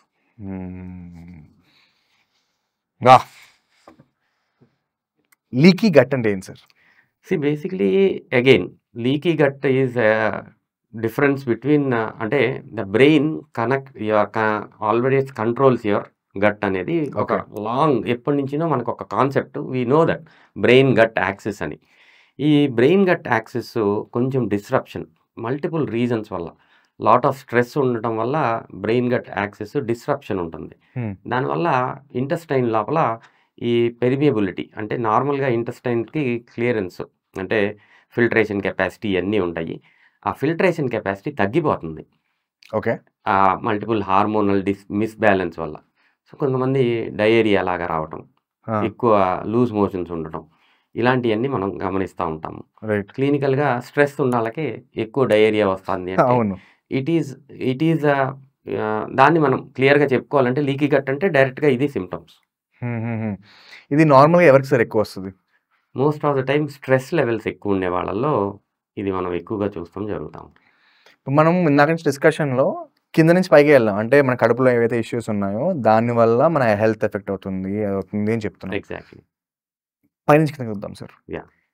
Stress ఉండడం వల్ల మన మెంటలీ స్టేబుల్ ఉండకపోవడం వల్ల, అంటే టూ మచ్ యాక్టివిటీ చేయడం వల్ల, టూ మచ్ బయట తిరగడం వల్ల, స్ట్రెయిన్ ఉండడం వల్ల మన హెల్త్లో, మన బ్రెయిన్ మీద, మన గట్ ఎలా ఎఫెక్ట్ ఎఫెక్ట్ అవుతుంది. అవుతుంది? ఫస్ట్ సింపుల్ ఎగ్జాంపుల్తో స్టార్ట్ చేస్తాను. ప్రతి ఒక్కళ్ళు we have gone through that. Exams 10th class exams ముందు ఎగ్జామ్కి వెళ్ళే ముందు 2-3 సార్లు మీరు వాష్రూమ్ యూజ్ చేయాల్సి వస్తుంది. Majority of us. అవును, నర్వస్నెస్. ఇది సింపుల్ ఎగ్జాంపుల్ అందరికీ అర్థం అవుతానికి. బ్రెయిన్ ఈ స్టిమ్యులేటింగ్ యువర్ గట్ అని. సో బ్రెయిన్ స్ట్రెస్లో ఉన్నప్పుడు పారాసింపాథెటిక్ నర్వస్ సిస్టమ్ అనేది యాక్టివేట్ అయిపోతుంది. ఆ పారాసింపాథెటిక్ నర్వస్ సిస్టమ్ మన ఇంటెస్టైన్ మూవ్మెంట్ని కూడా కంట్రోల్ చేస్తుంది. సో ఇంటెస్టైన్ మూవ్మెంట్ ఎక్కువ అయిపోతుంది. సో ఇది క్లియర్ కట్గా బ్రెయిన్ ఇంటెస్టైన్ని కంట్రోల్ చేస్తుంది అనేది మనకు తెలుస్తుంది. స్ట్రెస్ ఎక్కువగా ఉన్న వాళ్ళల్లో కంటిన్యూస్గా అల్సర్స్ పొట్ట లోపల ఫామ్ అయ్యే అవకాశం ఉంటుంది. ఎందుకంటే మళ్ళీ వ్యాగస్ నర్వ్ స్టిమ్యులేట్ అయిపోయి యాసిడ్ని ఎక్కువ తయారు చేస్తుంది. నార్మల్గా స్టమక్లో యాసిడ్ ఉంటుంది. ఎప్పుడైతే స్ట్రెస్ ఎక్కువ ఉంటుందో యాసిడ్ సెక్రీషన్ డబుల్ ట్రిపుల్ అయిపోతుంది. So it is causing gastric ulcers, diarrhoea. ఇది ఇరిటబుల్ బవల్ సిండ్రోమ్ అని ఒక పేరు పెట్టాం మనం దీనికి. ఓకే. గట్టు అంటే స్ట్రెస్ ఉన్న వాళ్ళల్లో అది యాంగ్జైటీ అవ్వచ్చు, డిప్రెషన్ అవ్వచ్చు. ఈ స్ట్రెస్ రకరకాల స్ట్రెస్ ఉన్న వాళ్ళలో ఇంటెస్టైన్ ఎఫెక్ట్ అయ్యే అవకాశం ఉంటుంది. సో మోస్ట్ ఇంపార్టెంట్గా ఇది షార్ట్ టర్మ్లో మనకి ప్రాబ్లమ్స్ కనిపించినా కొంతమందికి దీర్ఘకాలికంగా ఇలాంటి సిమ్టమ్స్ కూడా ఉండే అవకాశం ఉంటుంది. బట్ మెజారిటీ ఏంటంటే ఎప్పుడైతే అంత స్ట్రెస్ ఉంటుందో మన ఇమ్యూనిటీ కూడా తగ్గిపోయే అవకాశం చాలా ఎక్కువగా ఉంటుంది. So over a period of time మనం వేరే వేరే డిసీజెస్కి, ఇన్ఫెక్షన్స్కి ప్రోన్ అయ్యే అవకాశం కూడా ఉంటుంది. Right. So stress, short term stress intestine మీద ఎఫెక్ట్ ఇస్తుంది, లాంగ్ టర్మ్ స్ట్రెస్ చాలా ఎక్కువ ఎఫెక్ట్స్ ఇస్తుంది. సో దీన్నే మనం బ్రెయిన్ గట్ యాక్సిస్ అంటాం జరుగుతుంది. ఓకే. సో స్ట్రెస్ అంటే మనకి ఐదర్ రెండే గుర్తొస్తాయి. ఒకటి ఐదర్ ఒక బిజినెస్ పర్సన్ అయినా అవనివ్వండి, లేకపోతే ఒక ఐటీ పర్సన్ అయినా అవనివ్వండి. ఒక ఐటీ పర్సన్ తీసుకున్నా, ఒక బిజినెస్ పర్సన్ తీసుకున్నా, వాడు డే టు డే లైఫ్ ఎలా ఉంటుందంటే వాడు రోజుకి ఒక 12 గంటలు కూర్చుంటాడు, కదలకుండా అక్కడే కూర్చొని పని చేసుకుంటాడు. సెకండ్ థింగ్, అడ్డమైన ప్రాసెస్డ్ ఫుడ్స్ తింటాడు. వాడు సడన్గా ఆకలేస్తూ ఉంటుంది, వాడికి ఏదో ఐడియా వస్తుంటుంది, ఫుడ్ తినడం మర్చిపోతాడు, కరెక్ట్ టైంలో తినడు, ఆర్డర్ పెట్టుకుంటాడు, ఫుడ్ వచ్చేస్తుంది, అడ్డమైన టైంలో తింటాడు, అది కూడా అల్ట్రా ప్రాసెస్డ్ ఫుడ్స్, ఈ బర్గర్లు, పిజ్జాలు, ఇవి ఇంకా బెటర్ అంటారు, మళ్ళీ చిప్స్, కేక్స్, ఇవన్నీ తింటారు. రాత్ర అంతా అయిపోయిన తర్వాత వాడు నాకు చాలా వర్క్ చేశాను, రిలాక్సింగ్ కావాలంటాడు, నెట్ఫ్లిక్స్ ఓపెన్ చేస్తాడు, 2 hours సినిమా చూస్తాడు, పడుకుంటాడు, మళ్ళీ మార్నింగ్ చూస్తాడు, same rinse repeat. 5 years down the line వీడి లైఫ్ ఎలా ఉండబోతుంది సార్? మీరు చెప్పిన దాంట్లో everything is bad. Everything, type of food, sitting, not moving at all, ఇవన్నీ టైప్ ఆఫ్ ఫుడ్, సిట్టింగ్, ఈ రెండు మనకి అన్నిటికన్నా యాక్చువల్లీ ఇప్పుడు రీసెంట్గా అందరు చెప్తున్నారు సిట్టింగ్ ఈజ్ న్యూ స్మోకింగ్ అని. మనకి we use to say smoking, alcohol are bad to injurious to health అనేది మనం ముందు మాట్లాడుకునే వాళ్ళం. ఈరోజు I want to add processed foods and sitting prolong period of time ఈ 2 కూడా ఆ రెండిటితో కలిపి చెప్పాలి. ఈరోజు స్మోకింగ్ కూడా మేబీ తగ్గుతుంది యాక్చువల్లీ నెంబర్స్ చూసుకుంటే. బట్ దిస్ ప్రాసెస్డ్ ఫుడ్స్ ఇది ఎప్పుడు స్టార్ట్ అయిపోతుంది? 5-6 ఇయర్స్ నుంచి స్టార్ట్ అయిపోతుంది. So these are the most important things where caution should be mention అనేది నా ఒపీనియన్. సినిమా ముందు ఎలా అయితే స్మోకింగ్ ఇస్ ఇంజూరియస్ అని యాడ్ పడుతుందో, ఈ బజ్జీలు, సమోసాలు, ఈ ప్రాసెస్డ్ ఫుడ్ తిన్నాళ్ళు కూడా ఇస్ ఇంజూరియస్ టు హెల్త్ అని ఒక యాడ్ రన్ చేయాలి సార్. డెఫినెట్గా రన్ చేయాల్సిన అవసరం ఉంది. ఇది పిల్లలకి తెలుసుకోకపోయినా పేరెంట్స్కి డెఫినెట్గా తెలుసుకోవాల్సిన అవసరం ఉంది. What we are feeding is going to be their future health అనేది అందరు తెలుసుకోవాల్సిన అవసరం డెఫినెట్గా ఉంది. So continuing your question, diet, sitting job ఈ 2 చాలా నష్టం జరిగించినాయి. ఆయనకి ఒబిసిటీ పెరిగే అవకాశం, మెటబాలిక్ సిండ్రోమ్ వచ్చే అవకాశం ఎక్కువగా ఉంది. రెండోది లేట్ నైట్ లెగిసి ఉండటం వల్ల మీ డయూరినల్ రిథమ్ అంతా పాడైపోతుంది. డయూరినల్ రిథమ్ అంటే ఏంటి సార్? బేసిక్లీ మనము పొద్దున్నే వర్క్ చేయడానికి, రాత్రి నిద్రపోవడానికి డిజైన్ చేస్తుంది మన బాడీ. దాని ప్రకారం మన హార్మోన్స్ అన్ని అడ్జస్ట్ అయిపోతూ ఉంటాయి. సడన్గా at some point of time మీరు డిస్టర్బ్ చేస్తున్నారు దాన్ని. పడుకోవాల్సిన టైంలో లెగిసి ఉండి యాక్టివ్గా మీ బ్రెయిన్ని యాక్టివ్గా పెడతాం జరుగుతుంది. ఎప్పుడైతే ఆ డిస్టర్బెన్స్ జరుగుతుందో మీ సైకిల్లో హార్మోన్స్ అవన్నీ అబ్నార్మల్గా ప్రొడ్యూస్ అవుతూ మొదలు. Circadian rhythm. డయూరినల్ అంటే పొద్దున్న చేయాల్సింది పొద్దున్న చేయాలి, రాత్రిపూట చేయాల్సింది రాత్రి చేయాలి. అలా కాకుండా రివర్స్ అయిపోతుంది. రివర్స్ అయిపోతున్నప్పుడు మీ హార్మోన్స్ కన్ఫ్యూజ్ అయిపోతున్నాయి. కన్ఫ్యూజ్ అయిపోయి దే ఆర్ గెటింగ్ డిస్టర్బ్డ్. ఇవన్నీ కూడా ఎప్పుడైతే హార్మోనల్ ఇంబ్యాలెన్స్ వస్తుందో ప్రతి ఒక్క డిసీజ్కి ప్రాబ్లం అది. ప్రతి ఒక్క డిసీజ్కి ప్రికర్సర్ అది. మల్టిపుల్ అదర్ డిసీజెస్, మిగిలిన సిస్టమ్స్ అన్నీ ఎఫెక్ట్ అయ్యే అవకాశం చాలా ఎక్కువగా ఉంటుంది. All these people are more prone for, again అన్నీ చెప్తున్నాను, డయాబెటీస్, ఒబిసిటీ, హార్ట్ అటాక్స్. ఇది అందరు తెలుసుకోవాల్సిన అవసరం ఉంది. సో హెల్తీ లైఫ్ స్టైల్లో ఎవ్రీథింగ్ ఇంక్లూడ్స్. రెగ్యులర్గా ఎంత వాక్ చేస్తున్నారు, ఎంత ఎక్సర్సైజ్ చేస్తున్నారు, ఏం తింటున్నారు, ఏ టైంలో పడుకుంటున్నారు, this also definitely matters. Healthy lifestyle అంటున్నారు కదా సార్, ఏ టైమింగ్స్లో తినాలన్నది ఒకసారి మనం స్పెసిఫై చేద్దాం సార్. నార్మల్గా ఎందుకంటే రాత్రి ఒక సినిమా ఉంటుంది సార్, 100% లవ్ అనుకుంటే, ఇఫ్ ఐఎమ్ నాట్ రాంగ్. ఆమె సండే చికెన్ తినదు, సండే చికెన్ తింటుంది.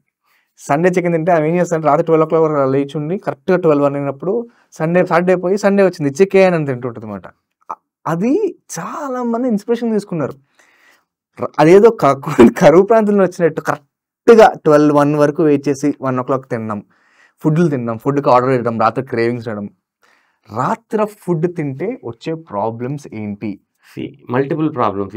ఇప్పుడు మనం మాట్లాడుకున్నాం ఇందాక, సర్కేడియన్ రిథమ్, డయూరినల్ రిథమ్ అంతా డిస్టర్బ్ అయిపోతుంది. అంతవరకు లెగ్స్ ఉండటమే abnormal. Night time heavy meal, heavy food. Night time snacking is accepted. Night time అంటే బిఫోర్ గోయింగ్ టు బెడ్ కొంతమందికి అరటిపండు తినే అలవాటు, fruit snack, it is a snack, అక్కడ వరకు యాక్సెప్టెడ్. హెవీ మీల్స్ లైక్ మీరు చెప్పినట్టు బిర్యానీలు, చికెన్లు నైట్ టైం తింటే డెఫినెట్గా మీ ఇంటెస్టైన్ని బాగా ఇబ్బంది పెడుతున్నారని అర్థం. దీనివల్ల మల్టిపుల్ అదర్ ప్రాబ్లమ్స్, ఇలాగా వన్స్ ఇన్ ఎ వైల్, ఎప్పుడో సంవత్సరానికి ఒకసారి జరిగిందంటే ఏం కాకపోవచ్చు, కానీ if this is a pattern, ఇదే కనుక రెగ్యులర్గా జరుగుతుంది అంటే your intestine is going bad. ప్రతిదీ ప్రాబ్లం వస్తుంది. మళ్ళీ you are feeding your intestine when it has to rest. మీ సర్కేడియన్ రిథమ్ డిస్టర్బ్ అయిపోతుంది, మల్టిపుల్ హార్మోన్స్ డిస్రప్ట్ అయిపోతున్నాయి, మళ్ళీ same cycle. So it is very very bad habit. రెగ్యులర్గా night తినేవాళ్ళు ఎవరైనా సరే, normally what we suggest is your diet, your food, major meal should be completed at least 3 hours before you go to bed. Okay. So ఒకవేళ నేను 10ంటికి పడుకున్నానంటే 7ంటికల్లా నా భోజనం complete అయిపోవాల్సిందే. Yes. లేట్గా చేసినట్టయితే మొత్తం అన్ని ఇంకా స్టిరింగ్ స్టార్ట్ అవుతాయి. It is unhealthy. పొద్దున్నే లేవగానే they will not have adequate proper bowel movement, appetite తగ్గిపోతుంది. It's a cycle again. So ఇలా చాలామందిని చూస్తూ ఉంటున్నాము, చాలామందిని చూస్తాం జరుగుతుంది. సో సజెస్ట్ చేస్తాం, అడ్వైస్ చేస్తాం, you have to change this అని. చాలామంది పొద్దున్న ఫుడ్ చాలా హెవీగా తినాలి, మధ్యాహ్నం లంచ్ కొంచెం తక్కువ తినాలి, రాత్రి డిన్నర్ చాలా అసలు తక్కువ తింటే అది బెటర్ అంటారు కదా సార్. ఇది నిజమేనా, లేకపోతే ఏదో యాపిల్ డే కీప్స్ డాక్టర్ ఎవడే అని చెప్పి అడ్వర్టైజింగ్ చేశారు కదా అలాగా? లేదు, 100% కరెక్ట్ ఇది. హ్మ్. And Apple a day keeps a doctor అవే కూడా మంచిదే. ఓ అది చాలా మంది అడ్వర్టైజింగ్ అంటారు సార్ దాన్ని. See it's very simple. నేను చెప్పదలుచుకుంది ఏంటంటే eat more fruits, more vegetables. Right. అది that is going to keep your health fiber in balance. Exactly, fiber తినాలి. ఫైబర్. హ్మ్. దాన్ని అలా ఆపాదించుకుందాం. Apple a day obviously keeps a doctor away. Hmm. తినండి more fruits, more vegetables. And ఇది కూడా eating heavy breakfast hmm. Is definitely good. And lunch మీడియంగా ఉండాలి, dinner చాలా లైట్గా ఉండాలి. హ్మ్. హ్మ్. హ్మ్. This is definitely a good habit. Okay. అంటే దిస్ డేలో ఎప్పుడైతే యాక్టివ్గా ఉంటామో అప్పుడు your intestines are very active. Hmm. So as the day progresses you want it to rest late night అయ్యేసరికి మీరు ఎక్కువ పని ఇవ్వకూడదు సాయంత్రం అయ్యేసరికి. ఏదో ఎంప్లాయీ లాస్ట్ మినిట్లో బయటకు వెళ్తున్నప్పుడు 6:30 వరకు ఇచ్చినట్టు ఉంటుంది. Exactly. Right right. Exactly. So I want to ఒక కామన్ ఈటింగ్ హ్యాబిట్స్ నేను I will list out sir, రాసుకున్నాను కొన్ని. నాకు తెలిసి దీంట్లో చాలా కొంచెం తేడాగా ఉన్నాయి, but I want you to break down sir. ఎందుకంటే చాలా మంది అన్నా ఐటీ ఎంప్లాయీస్ అయినా ఎవరైతే స్టూడెంట్స్ అయినా కూడా ఇప్పుడు ఈ మధ్యకాలంలో టీనేజర్స్ కూడా ఇది ఒక నార్మల్సీ లాగా వచ్చేసింది. అండ్ వీటిని బాగా మార్కెట్ కూడా చేస్తున్నారులేండి. Let's start with that. పడగడుపునే టీలు కాఫీలు తాగడం మంచిదా కాదా? Basically it is again individualized. ఒక్కొక్కళ్ళకి ఒక్కొక్క రకంగా ప్రాబ్లం ఉంటుంది. ఎంప్టీ స్టమక్లో టీ కాఫీ తాగితే సివియర్గా యాసిడిటీ వచ్చేవాళ్ళు చాలా మంది ఉంటారు. అవును. ఇలాంటి వాళ్ళు ఇమీడియట్గా ఐడెంటిఫై చేసుకోగలుగుతారు. మైండ్ఫుల్నెస్ చాలా ఇంపార్టెంట్. మనకి ఏం జరుగుతుంది అని మనమే తెలుసుకోవాలి. సో పొద్దున్న లేవగానే టీ కాఫీ ఆకలి చంపుకోవడానికి తాగొద్దు ప్లీజ్. అండ్ ఎవరికైనా పడట్లేదు, కడుపులో నొప్పి మంట వస్తుందంటే వెంటనే ఆపేసేయండి.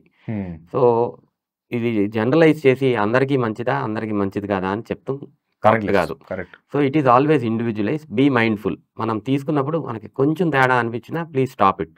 Right. You are doing well, you are energetic. నేను బ్లాక్ కాఫీ పొద్దున్నే తీసుకోండి అని సజెస్ట్ చేస్తున్నాను. చేశాను అంటే నాట్ దట్ అది అందరికీ సూట్ అవుతుందని కాదు. Black coffee has multiple advantages. But అందులో ఒక 20%కో 25%కో దానివల్ల కడుపులో మంట రావచ్చు. రైట్. దాన్ని ఆపేయండి. జనరలైజ్ చేయకండి. ఎవరు ఏం చెప్పినా ప్లీజ్ డోంట్ జనరలైజ్ అనేది నా పర్సనల్ ఒపీనియన్. సరే అక్కడ చెప్పండి. కొంతమందికి అరే నేను టీ తాగితే కానీ నాకు మార్నింగ్ మోషన్ అవ్వదురా అంటారు. ఇది నార్మలేనా సార్? టీ ఒకటి ఒక రకంగా. అండ్ కొంతమంది ఏమంటారంటే నేను ఒక 1.5 లీటర్ 2 లీటర్స్ నీళ్లు తాగితేనే నాకు మోషన్ రాదు. సో ఇలాగా there is something called gastrocolic reflex. It is a normal phenomena. మనకి స్టూల్ అంటే మోషన్ ఎర్లీ మార్నింగ్ ఒక జస్ట్ బిఫోర్ యూ వేకప్, మీరు రెగ్యులర్గా ఈ టైంకి లెగుస్తున్నారు అంటే దానికన్నా కరెక్ట్గా ఒక 15-20 మినిట్స్ ముందు మన ఇంటెస్టైన్ మూవ్ అవుతూ మొదలు పెడుతుంది. Okay. So some sensation of మోషన్కి వెళ్ళాలి అనే సెన్సేషన్ ఉంటుంది. ఆ టైంలో కనుక మనం స్టమక్ని డిస్టెండ్ చేస్తే అంటే కడుపుని ఎక్కువ నీళ్లతో కానీ కొంతమందికి టీ కాఫీతో కానీ నింపితే ఆ అర్జ్ ఏదైతే ఉందో ఆ కోలాన్ కంప్రెస్ అవుతుంది, ఇంకా ఎక్కువ అర్జ్ ఇస్తుంది.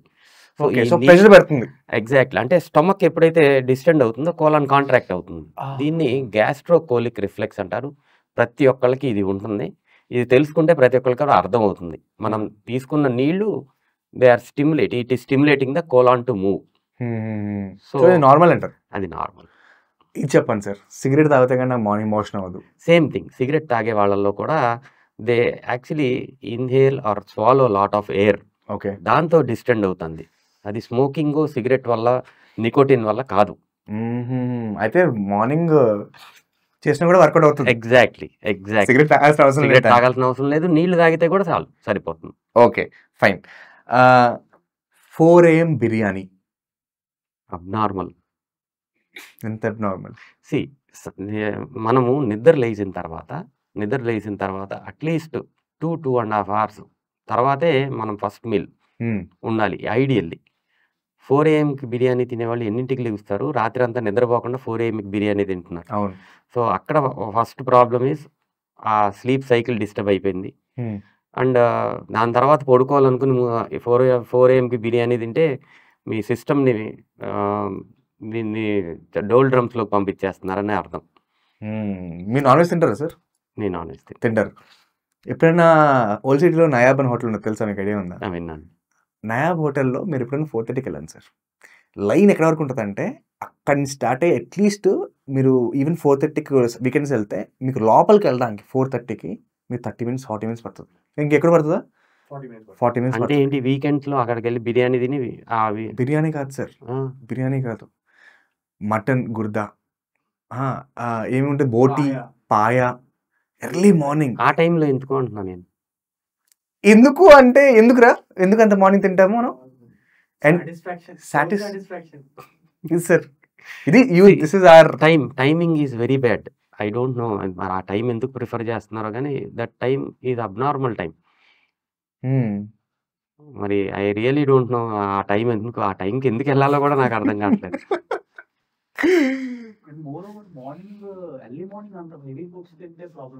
ఎర్లీ మార్నింగ్ అంత ఎర్లీ ఫుడ్ తింటే ప్రాబ్లం. అవును. అంటే ఆయన ఎవరు 2ంటికి లేసే అలవాటు ఉండి 4ంటికి తింటే I'm okay with that. Okay. But వీళ్ళు రాత్రంతా పడుకోకుండా పొద్దున్నే 4:00 వరకు దానికోసం వెయిట్ చేసి 4:00 ఆ హెవీ ఫుడ్ తీసుకుని 6:00 వెళ్ళి నిద్రపోతే దానికంటే దరిద్రం లేదు. అది హారబుల్. రోజుకి ఒక పూట తింటాను అంటారు కదా సార్. ఇది షారుఖ్ ఖాన్ అనుకుంటా, ఈ మేడ్ ఇట్ వెరీ ఫేమస్, 1 పూట తింటా అని చెప్పి. Is it normal? రోజుకి ఒక్క పూట తినడం is not normal definitely. I don't think it is suitable for everybody. ఎవరన్నా కొంతమందికి అది సూట్ అయితే I don't think I should advertise that. Okay. That is not I mean అందరికీ చేయకూడదు. There are lot of problems దానివల్ల. So I don't think that is. ఎన్నిసార్లు తినాలి sir ఒక రోజుకి? ఐడియల్‌గా డిఫరెంట్ సినారియోస్. ఐడియల్‌గా మాట్లాడుకుంటే రోజుకి 3 సార్లు minimum. Okay. 3 times a day is normal. Regular for everybody. So there are multiple variations. కొంతమందికి కొన్ని రకాల ప్రాబ్లమ్స్ ఉన్నప్పుడు ఫ్రీక్వెంట్ మీలింగ్ అంటే స్మాల్ క్వాంటిటీ మల్టిపుల్ టైమ్స్ తీసుకోండి, 5-6 times తీసుకోండి అని కూడా సజెస్ట్ చేస్తాం. Based on their symptoms okay. అలా కూడా సజెస్ట్ చేస్తాం. So minimum of 3 meals to up to 6 meals in a day based on the portions. అది స్మాల్ పోర్షన్స్ని మాత్రం మనం అడ్జస్ట్ చేసుకోవాలి. This is ideally suggested. ఇప్పుడు ఈ జిమ్కి వెళ్ళేటప్పుడు ప్రోటీన్ షేక్స్ తాగుతారు కదా సార్. ప్రోటీన్ షేక్స్ తాగుతున్న చాలా మంది నాకు వచ్చి చెప్తారు, అరే గ్యాస్ ఫామ్ అయిపోతుందిరా అంటారు, క్రియేటిన్ తీసుకుంటారు, గ్యాస్ ఫామ్ అయిపోతుంది అంటారు. ఇది నార్మలేనా? Protein shakes basically excess amount of protein మనం తీసుకునే ఆహారం కాకుండా ఇంకా ఎక్సెస్ అమౌంట్ ఆఫ్ ప్రోటీన్ని ఇవ్వడానికి ఇష్టం జరుగుతుంది. సో యాక్చువల్లీ ఫస్ట్ అంటే నిజం ఏంటి తెలుసుకోవాల్సింది అంటే మన బాడీకి అవసరమైన ప్రోటీన్ని మాత్రమే తీసుకుని మిగిలినంతా ఎక్స్క్రీట్ చేస్తుంది. ఓకే. ఎక్స్క్రీట్ చేసేస్తుంది. డెఫినెట్గా ఎక్స్క్రీషన్ చేసినప్పుడు కొంచెం ప్రెషర్ ఎక్కువగా ఇంటెస్టైన్స్ మీద దెన్ కిడ్నీ మీద కూడా పడుతుంది. ఇది అందరూ గుర్తుపెట్టుకోవాలి ఎక్సెస్ అమౌంట్ ఆఫ్ ప్రోటీన్స్ తీసుకునేవాళ్ళు. ఇక్కడ ఏమవుతుంది అంటే బ్లోటింగ్ ఎందుకు ఎక్కువ ఉంటుందంటే ఇంటెస్టైన్కి వర్క్ ఎక్కువ అవుతుంది. It is trying to excrete lot of protein. So ఎక్కువ శాతం మంది మేము ఫాట్ చేసినప్పుడు ఫౌల్ స్మెల్లింగ్ వస్తుంది అంటారు. It is exclusively excess amount of protein excrete అవుతున్నప్పుడే అలా జరుగుతుంది. ఓకే. మన ఇంటెస్టైన్లో గ్యాసెస్ ఫామ్ అవుతాయి, ఈ గ్యాసెస్ ఎక్స్క్రీట్ అవుతాయి. ఫాటింగ్ అనేది నార్మల్ అందరికీ. బట్ బ్యాడ్ స్మెల్ వస్తుంది అంటే డెఫినెట్గా ఎక్సెస్ ప్రోటీన్ ఎక్స్క్రీట్ అవుతుంది. మీరు అవసరమైన దానికన్నా ఎక్కువ ఎక్సెస్ ప్రోటీన్ తీసుకుంటున్నారని అర్థం. సో సేమ్ థింగ్ బ్లోటింగ్కి కారణం. ఎందుకంటే డిఫరెంట్ టైప్స్ ఆఫ్ గ్యాసెస్ నార్మల్గా మనకు ఉన్న గ్యాసెస్ కొన్ని రకాల మీథేన్ అలాంటి గ్యాసెస్ పొట్టలో ఫామ్ అవుతున్నాయి. అది this is causing bloating and multiple other problems. మొన్న రీసెంట్గా ఒక పాడ్కాస్ట్ చూసాను సార్, వంశీది, నా ఫ్రెండ్దే. అబ్బాయి పాడ్కాస్ట్లో గురేన్ రెడ్డి గారు వచ్చారు. Very reputed person, very nice person, very thought gastroenterologist. ఆయన ఒక సబ్జెక్ట్ గురించి మాట్లాడుతూ బిర్యానీ మంచిదే తిన్నాము అన్నారు. అది నాకు కరెక్ట్గా సెట్ అవ్వట్లేదు. అదేంటి ఇలా చెప్పారు సార్ అని. మీరు చూసారా సార్ ఆ క్లిప్? నేను చూశాను. అది నాకు కరెక్టా కాదా ఒకసారి నాకు ఎక్స్ప్లెయిన్ చేయండి సార్. నేను మళ్ళీ చెప్తాను. ఆయన డాక్టర్ గారు ఏం చెప్పారంటే biryani is a wholesome food. అవును, biryani is a wholesome food అంటే బిర్యానీ తయారు చేసే దాంట్లో ఏమేమి ఇంగ్రీడియంట్స్ ఉంటాయి అనే దాని గురించి చెప్తా. Biryani is a wholesome food, మంచిది తింటాను. Yes, I agree with that point. కానీ మనాళ్ళు ఇప్పుడు ఏమని అర్థం చేసుకుంటారంటే రోజు బిర్యానీ తినొచ్చు అనుకుంటున్నారు. బయట చేసే బిర్యానీకి మనం ఇంట్లో చేసుకునే బిర్యానీకి చాలా తేడా ఉంటుంది. వారానికి ఒకసారి ఇంట్లో బిర్యానీ చేసుకుంటే ఆ రోజు అది తప్పితే ఇంకేం తినాల్సిన అవసరం లేదు. ఆ పాడ్కాస్ట్లో ఆయన చెప్పిన దానికి మీనింగ్ అది. ఓకే, అంటే మనకి కావాల్సిన ప్లాటర్లో ఏమేమి ఉంటాయో అదంతా ఉంటుంది. కానీ ఇప్పుడు మనం దీన్ని బ్రేక్ డౌన్ చేస్తే బయట చేసేదానికి హారిబుల్గా ఉంటుంది. ఫస్ట్ అండ్ ఫార్మోస్ట్ థింగ్ ఏంటంటే క్వాలిటీ ఆఫ్ ఆయిల్. వాళ్ళు ఏం ఆయిల్ వాడతారో ఎవరికి తెలీదు. We really don't know. I don't want to comment. But డెఫినెట్‌గా రీయూజ్డ్ ఆయిల్ అయితే డెఫినెట్‌గా వాడతాం. 100% అవును. మనం ఇంట్లో మంచిగా ఫ్రెష్ నెయ్యి గాని, లైట్‌గా మంచి నూనె గాని వేసి చేసుకుంటాం. సో, అక్కడే తేడా వచ్చేసింది. మొత్తం quality of the food disturb అయిపోతుందక్కడ. Quality of the meat we are not very sure. ఇయన్నీ అండ్ రకరకాల వాటెవర్ డాల్డా ఇవన్నీ కూడా వాడతారు. డెఫినెట్‌గా వాడతారు. ఇంకేం వాడతారో కూడా మనకు తెలీదు. తెలియదు. సో, సీక్రెట్ ఇంగ్రీడియెంట్స్ అంటారు. Secret ingredients. So called secret ingredients అన్నీ మనకి హార్మ్‌ఫుల్లే. నేనేం చెప్పదలుచుకున్నానంటే రెగ్యులర్‌గా బయట బిర్యానీ తింటే మీ హెల్త్ కంప్లీట్‌గా డోల్డ్రమ్స్‌లోకి వెళ్ళిపోతుంది. You are going to become diabetic or fatty liver మీకు నెక్స్ట్ 1 ఇయర్, 2 ఇయర్స్‌లో వచ్చేస్తుంది. గుర్తుపెట్టుకోండి. బిర్యానీ ఈజ్ హోల్సమ్ ఫుడ్ అంటే రోజు తినమని, బయట తినమని కానే కాదు. ఇది అర్థం చేసుకోవాలి అందరూ. స్పైసీ ఫుడ్ సార్, ఇది చాలా మందికి ఏంటంటే ఏదైనా స్పైసీ బనానా, డబుల్ మసాలా ఇవన్నీ కామన్ అయిపోయింది. స్పైసీ ఫుడ్ తినడం వల్ల మన గట్కి ఏమవుతుంది? సో, ఫస్ట్ నేను చెప్పదలుచుకుంది ఏంటంటే స్పైసెస్ అంటే ఏంటి? స్పైసీ ఫుడ్ అంటే ఏంటి? అనేది ఫస్ట్ చెప్తాను. స్పైసీ ఫుడ్ అనగానే నోటికి కారంగా తగిలేది అనేది స్పైసీ ఫుడ్ అనేది ఒక మాట వచ్చేసింది. యాక్చువల్‌గా ఒరిజినల్‌గా స్పైసెస్ అంటే మనకి మల్టిపుల్ ఇంగ్రీడియెంట్స్ ఉంటాయి. దాల్చిన చెక్క ఇయన్నీ ఈటిల్ని యాక్చువల్లీ స్పైసెస్ అంటాం. అయి యేసుకొని మనం వాడిన ఫుడ్‌ని స్పైసీ ఫుడ్ అనాలి. దానికి ఒక అర్థమే మారిపోయి బాగా కారంగా ఏదుంటే దాన్ని స్పైసీ ఫుడ్ అంటాం మొదలుపెట్టారు. సో, స్పైసెస్ వాడిన ఫుడ్ మంచిది. మనం ఏదైతే విపరీతమైన కారం కోసము వాడేయన్నీ డెఫినిట్‌గా దే ఆర్ బ్యాడ్. మనకి మంచిది కాదు మన గట్‌కి. ఏమవుతుంది సార్ మన గట్‌కి స్పైసీ ఫుడ్ తింటే? 2 ఒకటి ఏంటి అంటే మన గట్టు యొక్క లైనింగ్, నోటి యొక్క లైనింగ్ ఎంత మృదువుగా ఉంటుందో మొత్తం ఇంటెస్టైన్ లైనింగ్ అంతే మృదువుగా ఉంటుంది. నోట్లో కారం వచ్చింది అంటే పొట్ట లోపల కూడా డ్యామేజ్ చేస్తుంది అని అర్థం. ఎప్పుడైతే మీ లైనింగ్ కొంచెం డిస్టర్బ్డ్ అవుతుందో అప్పుడు మీ నార్మల్ లైనింగ్ యాసిడ్‌కి ఎక్స్‌పోజ్ అయిపోయి విపరీతమైన మంట వచ్చే అవకాశం ఉంటుంది. ఇది రెగ్యులర్‌గా జరిగితే మీ మ్యూకోసల్ డిఫెన్స్ అంటే మన ఇంటెస్టైన్ ఎప్పుడైతే ఆ పైన లైనింగ్ పోతుందో మన బాడీ యొక్క డిఫెన్స్ సిస్టమ్ తగ్గిపోతుంది. మల్టిపుల్ ఇన్ఫెక్షన్స్‌కి ఆటిలకి తావు ఇస్తున్నాం మనం. సో, ఇలాగ మల్టిపుల్ ప్రాబ్లమ్స్ వచ్చే అవకాశం ఉంటుంది. కానీ మళ్ళీ ఇంకొక క్వెషన్ ఏంటి అంటే మళ్ళీ కారం తింటే అల్సర్స్ వస్తాయి అనేది ఒక రకమైన అనుమానం ఉంది. కారం వల్ల అల్సర్స్ రావండి. ఆల్రెడీ ఎగ్జిస్టింగ్ అల్సర్ గాని, నేను చెప్పిన డిస్రప్షన్ గాని ఉన్నప్పుడు మంటలు వస్తడం జరుగుతుంది. ఓకే. సో, అల్సర్స్ రావటానికి most important 90% of the cases of అల్సర్స్‌కి కారణం హెలికోబాక్టర్ పైలోరీ అనే ఒక రకమైన బ్యాక్టీరియల్ ఇన్ఫెక్షన్. ఈ మధ్య కాలంలో ప్రతి ఒక్కళ్ళు బయట తింటాం. ఏదో ఒక రకంగా. ఒక రోజో, 2 రోజులో లేకపోతే వారంలో ప్రతిరోజు బయట తినటం వల్ల ఈ హెలికోబాక్టర్ పైలోరీ అనే ఇన్ఫెక్షన్ పొట్ట లోపల వచ్చి ఇది దీర్ఘకాలికంగా maybe for months or sometimes years ఉండి అల్సర్స్‌కి కారణం. గ్యాస్ట్రిక్ అల్సర్స్‌కి, డియోడినల్ అల్సర్స్‌కి ముఖ్యమైన కారణం హెలికోబాక్టర్ పైలోరీ. కారం తింటేనో, మిర్చి తింటేనో అల్సర్స్ రావు డెఫినిట్‌గా. యాక్చువల్లీ ఇన్‌ఫాక్ట్ క్యాప్ససిన్ మిర్చిలో ఉండే క్యాప్ససిన్ ఈజ్ యాక్చువల్లీ ప్రొటెక్టివ్. అల్సర్ రాకుండా జాగ్రత్త తీసుకుంటుంది. ఓకే. సో, ఫస్ట్ ఇది అందరూ తెలుసుకోవాల్సిన అవసరం ఉంది. ఈ పాడ్‌కాస్ట్ చూసి మళ్ళీ ఆ పాడ్‌కాస్ట్ లాగా స్పైసీ ఫుడ్ తింటే అల్సర్ రాదంటే స్పైసీ ఫుడ్ తిందాం అంటారేమో. స్పైసీ ఫుడ్ అంటే మళ్ళీ నేను డిఫరెన్షియేట్ చేసి చెప్దాం అనుకుంటున్నాను. మంచి స్పైసెస్ ఉన్న ఫుడ్. స్పైసెస్ అంటే మిక్స్ ఆ కార్డమన్, ఇలాచీ అవన్నీ. దాన్ని మాత్రమే స్పైసీ ఫుడ్ అనాలి. అది మనం గర్వంగా చెప్పుకోవాలి. ఇండియాలో మాత్రమే ఈ స్పైసెస్ దొరుకుతాయి. ఈ స్పైసెస్‌తో మనం వండుకుంటామని. దాన్ని మనం స్పైసీ ఫుడ్ అని అడ్డమైన కారాలు ఇయన్నీ వేసి మన పేరుని మనం పోగొట్టుకుంటున్నాం. సో, ఆ స్పైసీ ఫుడ్ అనే పేరుకి సార్థకత ఉండాలి అంటే అది నిజంగా స్పైసెస్‌తో కలిసి ఉండాలి. Done. One last thing sir. Alcohol. మనం ఏదన్నా మన ఎక్స్‌ట్రీమ్ మాట్లాడుకున్నాం. ఆల్కహాల్ గురించి మాట్లాడలేదు. ఆల్కహాల్ ఇంటేక్ ఎక్కువ ఉంటే మన గట్‌కి ఏం ఇష్యూ ఉంటది? మన బాడీకి ఏం ఇష్యూ ఉంటది? ఇంటేక్ ఎక్కువ అంటే కూడా ఎక్స్‌ప్లెయిన్ చేస్తాను సార్ నేను మళ్ళీ. ఇది ముందు కూడా నేను పాడ్‌కాస్ట్‌లో చేసినప్పుడు ఎక్స్‌ప్లెయిన్ చేశాను. మళ్ళీ ఎక్స్‌ప్లెయిన్ చేస్తా. వారానికి ప్రతి 3 రోజులకి ఒక పెగ్ తాగడము ఈజ్ నాట్ ఇంటేక్. రోజు ఒక 30 ml తాగడం ఈజ్ ఆల్సో ఓకే అనిపిస్తది. రోజు ఏదో విప్లవం లాగా బాటిల్ ఎత్తుంటారు కదా! హాఫ్ బాటిల్ 30 ml బీర్లు తాగుతుంటారు. This I'm talking about. ఏమవుతది? ఒక చిన్న కరెక్షన్ చెప్దాం అనుకుంటున్నాను. రోజు 30 ml కూడా మంచిది కాదు. దానికి ఎక్స్‌ప్లనేషన్ మళ్ళీ ఇస్తాను. చెప్పండి సార్. అండ్ రెగ్యులర్‌గా ఆల్కహాల్ తాగితే, రెగ్యులర్‌గా చాలా ఎక్కువ అమౌంట్‌లో ఆల్కహాల్ తాగితే every part of your body. అంటే ఫస్ట్ మనం we will start with intestinal tract. గొంతు దగ్గర నుంచి గొంతు, ఫుడ్ పైప్, స్టమక్ లైనింగ్ కంప్లీట్‌గా డ్యామేజ్ అయిపోతుంది. ఎందుకంటే అది pH ఎక్కువ ఉంటుంది కదా ఆల్కహాల్. కరెక్ట్. ఎగ్జాక్ట్‌గా. So, it damages.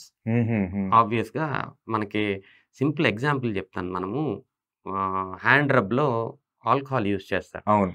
మనం ఇంత ఇంటాక్ట్‌గా ఉన్న మ్యూకోసాకి మనకి మంట అనిపిస్తుంది. అవును. అది లోపల ఉన్న మ్యూకోసా చాలా టెండర్‌గా ఉంటుంది. లోపలికెళ్ళినప్పుడు విపరీతమైన డ్యామేజ్ చేస్తుంది. రెగ్యులర్‌గా ఆల్కహాల్ తీసుకుంటే ఇట్ డ్యామేజెస్ మన ఇంటెస్టైన్ లైనింగ్‌ని డ్యామేజ్ చేస్తుంది. ఈ అల్సర్స్‌కి ఇలాంటి ఆటిలన్నిటికి గ్యాస్ట్రో ఇంటెస్టైన్‌లో దీనికి తావిస్తుంది ఆల్కహాల్. ఇది కాకుండా నెక్స్ట్ థింగ్ ఇంటెస్టైన్ లోపల స్మాల్ ఇంటెస్టైన్, లార్జ్ ఇంటెస్టైన్ ప్రతి చోట డ్యామేజ్ చేస్తుంది. మన గుడ్ బ్యాక్టీరియాని చంపేస్తుంది. మన గుడ్ బ్యాక్టీరియాకి చాలా ఎఫెక్ట్స్, చాలా హెల్ప్‌ఫుల్ థింగ్స్ ఉన్నాయని చెప్పాం. ఎప్పుడైతే డిస్బయోసిస్ గుడ్ బ్యాక్టీరియా తగ్గిపోతుందో మల్టిపుల్ ప్రాబ్లమ్స్‌కి ఈ ఆల్కహాల్ తావిస్తుంది. ఇది ఫస్ట్ ఇంటెస్టైన్ హెల్త్‌కి. అండ్ నెక్స్ట్ ఇంటెస్టైన్‌లో ఏదైనా మనం ఆహారం తీసుకుంటే ఫస్ట్ బ్లడ్ అక్కడి నుంచి అబ్జార్బ్ చేసుకొని దీన్ని లివర్ లోపలికి పంపిస్తుంది. ఈ లివర్ లోపల లివర్ కెపాసిటీ జనరల్‌గా ఎలా ఉంటుందంటే ఇదేదో సంథింగ్ టాక్సిన్, ఇది ఒక విషం వచ్చింది బాడీలోకి, దీన్ని మనం ఫిల్టర్ చేయాలి అనే దీంతో లాట్ ఆఫ్ ఫిల్టరేషన్ లివర్‌లోనే జరుగుతుంది. ఓకే. సో, ఎందుకు లివర్ ఆల్కహాల్ తాగే వాళ్ళందరికీ లివర్ డ్యామేజ్ ఎక్కువ శాతం మందిలో మనం చూస్తామంటే ఓవర్‌గా ఫంక్షన్ చేస్తుంది కాబట్టి. ఫంక్షన్ చేస్తుంది. ఓవర్‌గా ఓకే. ఫంక్షన్ చేస్తుంది అక్కడ. ఫంక్షన్ చేసి డ్యామేజ్ లివర్‌కి డ్యామేజ్ జరుగుతూ మొదలుపెడుతుంది. సో, ఎక్సెసివ్‌గా ఆల్కహాల్ తీసుకునే వాళ్ళకి డెఫినిట్‌గా intestine problem and liver health. దీని తర్వాత ప్యాంక్రియాస్ అనే ఒక ఆర్గాన్ ఉంటుంది. అది అందరిలో తెలీదు. ప్యాంక్రియాస్ అనేది చాలా సైలెంట్‌గా ఉంటుంది. But excessive amount of alcohol వల్ల ఒక్కసారి ప్యాంక్రియాస్ గనక బస్ట్ అవుతుందా? వాపు వస్తుంది. జస్ట్ ఉబ్బుతుంది. అది ఉబ్బితేనే మనం తట్టుకోలేం. విపరీతమైన నొప్పి. మనకి తట్టుకోలేనంత అబ్డామినల్ పెయిన్ వచ్చేస్తుంది. అండ్ ప్రాబ్లమ్ ఏంటి అంటే హార్ట్ అటాక్స్ వల్ల సడన్‌గా చనిపోతారని అందరికీ తెలుసు. ప్యాంక్రియాటైటిస్ వల్ల కూడా ఇలాగ ఇమ్మీడియేట్‌గా డెత్ అయ్యే అవకాశం ఉందని చాలా మందికి తెలీదు. అసలు ప్యాంక్రియాటైటిస్ అంటేనే తెలీదు. అవును. Most common cause of pancreatitis alcohol.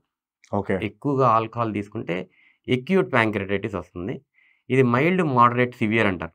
Moderate to severe pancreatitis వస్తే మోస్ట్ ప్రాబబ్లీ డెత్ వరకు వెళ్ళే అవకాశం చాలా ఎక్కువగా ఉంటుంది. సార్ మీ ఎంటైర్ కెరియర్‌లో మీకు హెవీ ఆల్కహాల్స్ చూసుంటారు కదా సార్. వాళ్ళు ఏ ఫేజ్‌లో మీ దగ్గరికి వస్తున్నారు? వాళ్ళు వచ్చినప్పుడు వాళ్ళ ఏవైతే డ్యామేజ్ ఉందో అది రివర్సిబులా? ఇర్రివర్సిబులా? Most of the time irreversible డ్యామేజ్‌తో మా దగ్గరికి వస్తారు. మెజారిటీ లివర్ ప్రాబ్లమ్‌తో వస్తారు. ఓకే. లివర్ సిరోసిస్‌లోకి వెళ్ళిపోతుంది. సిరోసిస్ అంటే ఏంటి సార్? లివర్ నార్మల్‌గా సాఫ్ట్‌గా స్పాంజ్ లాగా ఉంటుంది. అండ్ 600 ఫంక్షన్స్ చేస్తుంది. లివర్ అనేది ఎప్పుడైనా సరే డ్యామేజ్ అవుతున్నప్పుడు వేరియస్ కారణాలు, ఆల్కహాల్ అనేది మనం మాట్లాడుకుంటున్నాం. ఇంకా వేరియస్ అదర్ కారణాల వల్ల కూడా లివర్ డ్యామేజ్ అయితే లివర్ నెమ్మదిగా గట్టిగా అవుతూ మొదలుపెడుతుంది. హార్డ్ అయిపోయి ఫంక్షనాలిటీ తగ్గిపోతూ ఉంటుంది. ఎప్పుడైతే అది రాక్ లాగా హార్డ్‌గా అయిపోతుందో దీన్ని సిరోసిస్ ఆఫ్ లివర్ అంటం జరుగుతుంది. మధుమాడిపోతుంది. గట్టిగా అయిపోతుంది. ఫంక్షన్ దాని ఫంక్షన్స్ మల్టిపుల్ 600 ఫంక్షన్స్ తగ్గిపోతాయి. ఓకే. సో, దానివల్ల ఇది లైఫ్ థ్రెటనింగ్ ఇష్యూ. దాని తర్వాత లివర్ ట్రాన్స్‌ప్లాంటేషన్ చేయడం తప్పితే వాళ్ళకి ఏమి వేరే ట్రీట్మెంట్ ఉండకపోవచ్చు. కంప్లీట్‌గా సిరోసిస్ వచ్చేసిన తర్వాత. అండ్ లివర్ ట్రాన్స్‌ప్లాంట్‌కి ఆల్కహాల్స్ ఆ లిస్ట్‌లో చాలా లేట్‌గా ఉంటారు కదా వాళ్ళు. ఆల్కహాల్ వల్ల లివర్ డ్యామేజ్ అయిన వాళ్ళకి మనం గనక లివర్ ట్రాన్స్‌ప్లాంట్‌కి లిస్ట్ చేయాలి అంటే ఫస్ట్ క్రైటీరియా 6 మంత్స్ ఆల్కహాల్ మానేసి ఉండాలి.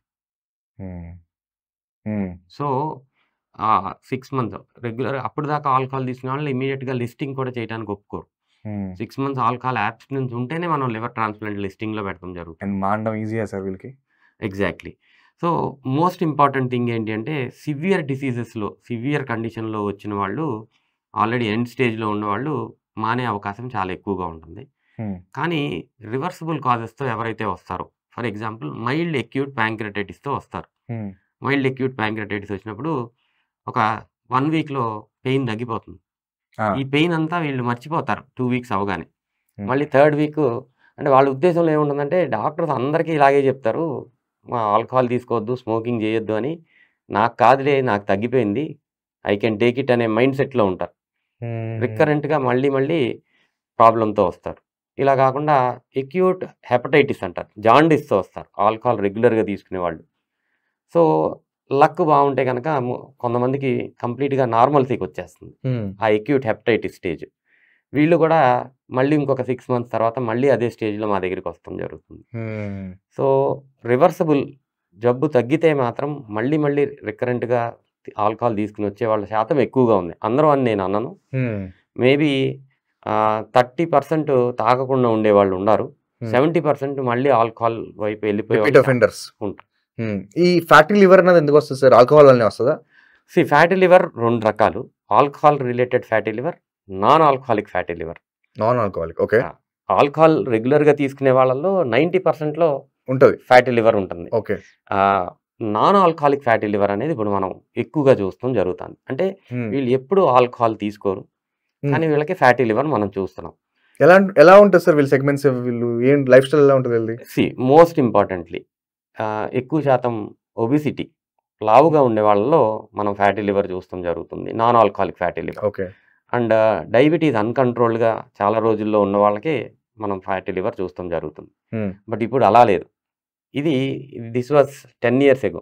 బట్ ఈ లాస్ట్ 10 years నుంచి ఎలా చూస్తున్నామంటే డే టు డే మీరు anybody who is little over weight, కొంచెం ఓవర్ వెయిట్, మీరు ఇందాక చెప్పిన సాఫ్ట్వేర్ సిట్టింగ్ జాబ్స్లో ఉండేవాళ్ళు అందరిలో మనం హైదరాబాద్లో ర్యాండమ్గా ఒక 100 పీపుల్ని ర్యాండమ్గా తీసి మనం అల్ట్రాసౌండ్ స్కాన్ చేస్తే ఇందులో 50%కి ఫ్యాటీ లివర్ ఉంటుంది. అంత ఎక్కువగా మనం చూస్తున్నాం. వీళ్ళకి డయాబెటీస్ ఉండాల్సిన అవసరం లేదు, ఒబీస్గా ఉండాల్సిన అవసరం లేదు, తాగాల్సిన అవసరం కూడా లేదు. వీళ్ళు ఎవరో తాగనాళ్ళ గురించి, తాగనాళ్ళని 100 మందిని తీసుకొస్తేనే నేను చెప్తున్నాను. ఇది ఆల్కహాల్ తీసుకోకుండా 100 మందిని ర్యాండమ్గా మీరు చూస్తే మేల్ ఫీమేల్ 15 years నుంచి 60 years వరకు మీరు ఎవరినైనా తీసుకోండి, 50%లో ఫ్యాటీ లివర్ చూస్తాం. 50% ఇన్ అర్బన్ పాపులేషన్. అంత బ్యాడ్గా ఉంది fatty liver. Non alcoholic fatty liver అంటే ఇదివరకు రోజుల్లో డయాబెటీస్ ఉంది కదమ్మా, అది కంట్రోల్ చేస్తే తగ్గుతుంది అని మాట్లాడుకునేవాళ్ళం. ఇప్పుడు it is all because of diet. ఈ జంక్ ఫుడ్, కోకోకోలాస్, షుగర్స్, ప్రతి దానివల్ల ఇవన్నీ ఇంటెస్టైన్ లోపలికి వెళ్ళినప్పుడు ఫ్రీ ఫ్యాటీ యాసిడ్ అయ్యి వెళ్ళి లివర్ మీదే పడుతుంది. ఈ ఫ్రీ ఫ్యాటీ యాసిడ్ లివర్ మీద అక్యుములేట్ అయ్యి ఫ్యాటీ లివర్ చేస్తుంది. ఫ్యాటీ లివర్, ఈ నార్మల్ ఫ్యాట్, ఈ పైన ఉన్న ఫ్యాట్ లివర్ని డ్యామేజ్ చేసి ఇది కూడా సిరోసిస్ ఆఫ్ లివర్కి తీసుకెళ్లే అవకాశం ఉంది. సో ప్రతి ఒక్కళ్ళు ఏమనుకుంటారంటే నేను ఆల్కహాల్ తాగను, నాకు లివర్కి ఏం కాదు అనుకుంటారు.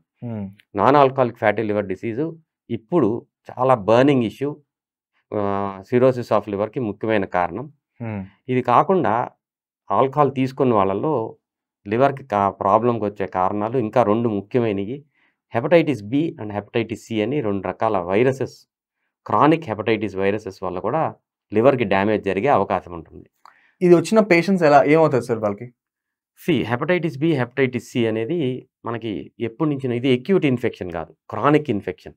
ఎప్పుడో పుట్టినప్పటి నుంచి మన బాడీలో మదర్ నుంచి చైల్డ్కి వచ్చే అవకాశం ఉంటుంది. చిన్నపిల్లలు ఆడుకునేటప్పుడు ఒక పిల్లాడుకుంటే ఇంకో పిల్లాడికి ఓపెన్ వూండ్స్ వల్ల వచ్చే అవకాశం ఉంటుంది.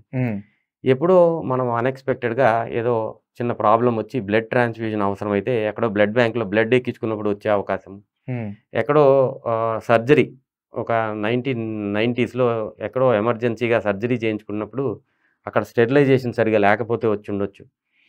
టాటూయింగ్, యంగ్ పీపుల్ ఇప్పుడు టాటూయింగ్ చేసుకుంటున్నారు, ఎలాంటి నీడిల్స్ వాడుతున్నారో మనకు తెలీదు. ఈ టాటూయింగ్లో పియర్సింగ్ ఉంటుంది కాబట్టి అక్కడ వచ్చే అవకాశం ఉంటుంది. ఒక 10-15 years బ్యాక్ రేజర్స్ నుంచి వచ్చేది, అవన్నీ రీయూజ్ చేయకుండా కొత్త బ్లేడ్ వాడతాం, ఇవన్నీ అదంతా మార్చారు. అదంతా మారిపోయింది, ఆ ఇష్యూ తగ్గింది. బట్ ఇప్పుడు కొత్తగా ఈ టాటూస్ వల్ల చూస్తాం జరుగుతుంది. Sexual transmission, hepatitis B, hepatitis C, ఈ 2 ఇలాగా ఎగ్జాక్ట్లీ హెచ్ఐవి ఎలా అయితే ట్రాన్స్మిట్ అవుతుందో ఇలా hepatitis B and hepatitis C కూడా పేరెంటల్ ట్రాన్స్మిషన్ అంటారు, ఇలాగే ట్రాన్స్మిట్ అవుతుంది. ఇది వచ్చిన వాళ్ళకి ఏమవుతుంది సార్? అన్ఫార్చునేట్ థింగ్ ఏంటంటే ఇనీషియల్ డేస్లో సిమ్టమ్స్ ఏమీ ఉండవు. Okay. Maybe 10 years, 15 years, 20 years కూడా సిమ్టమ్స్ ఉండవు. But at some point of time ఇది దీర్ఘకాలికంగా యాక్టివ్గా ఉంటే లివర్ని మళ్ళీ డ్యామేజ్ చేసి లివర్ సిరోసిస్, లివర్ క్యాన్సర్కి కారణమయ్యే అవకాశం ఉంటుంది. ఓకే.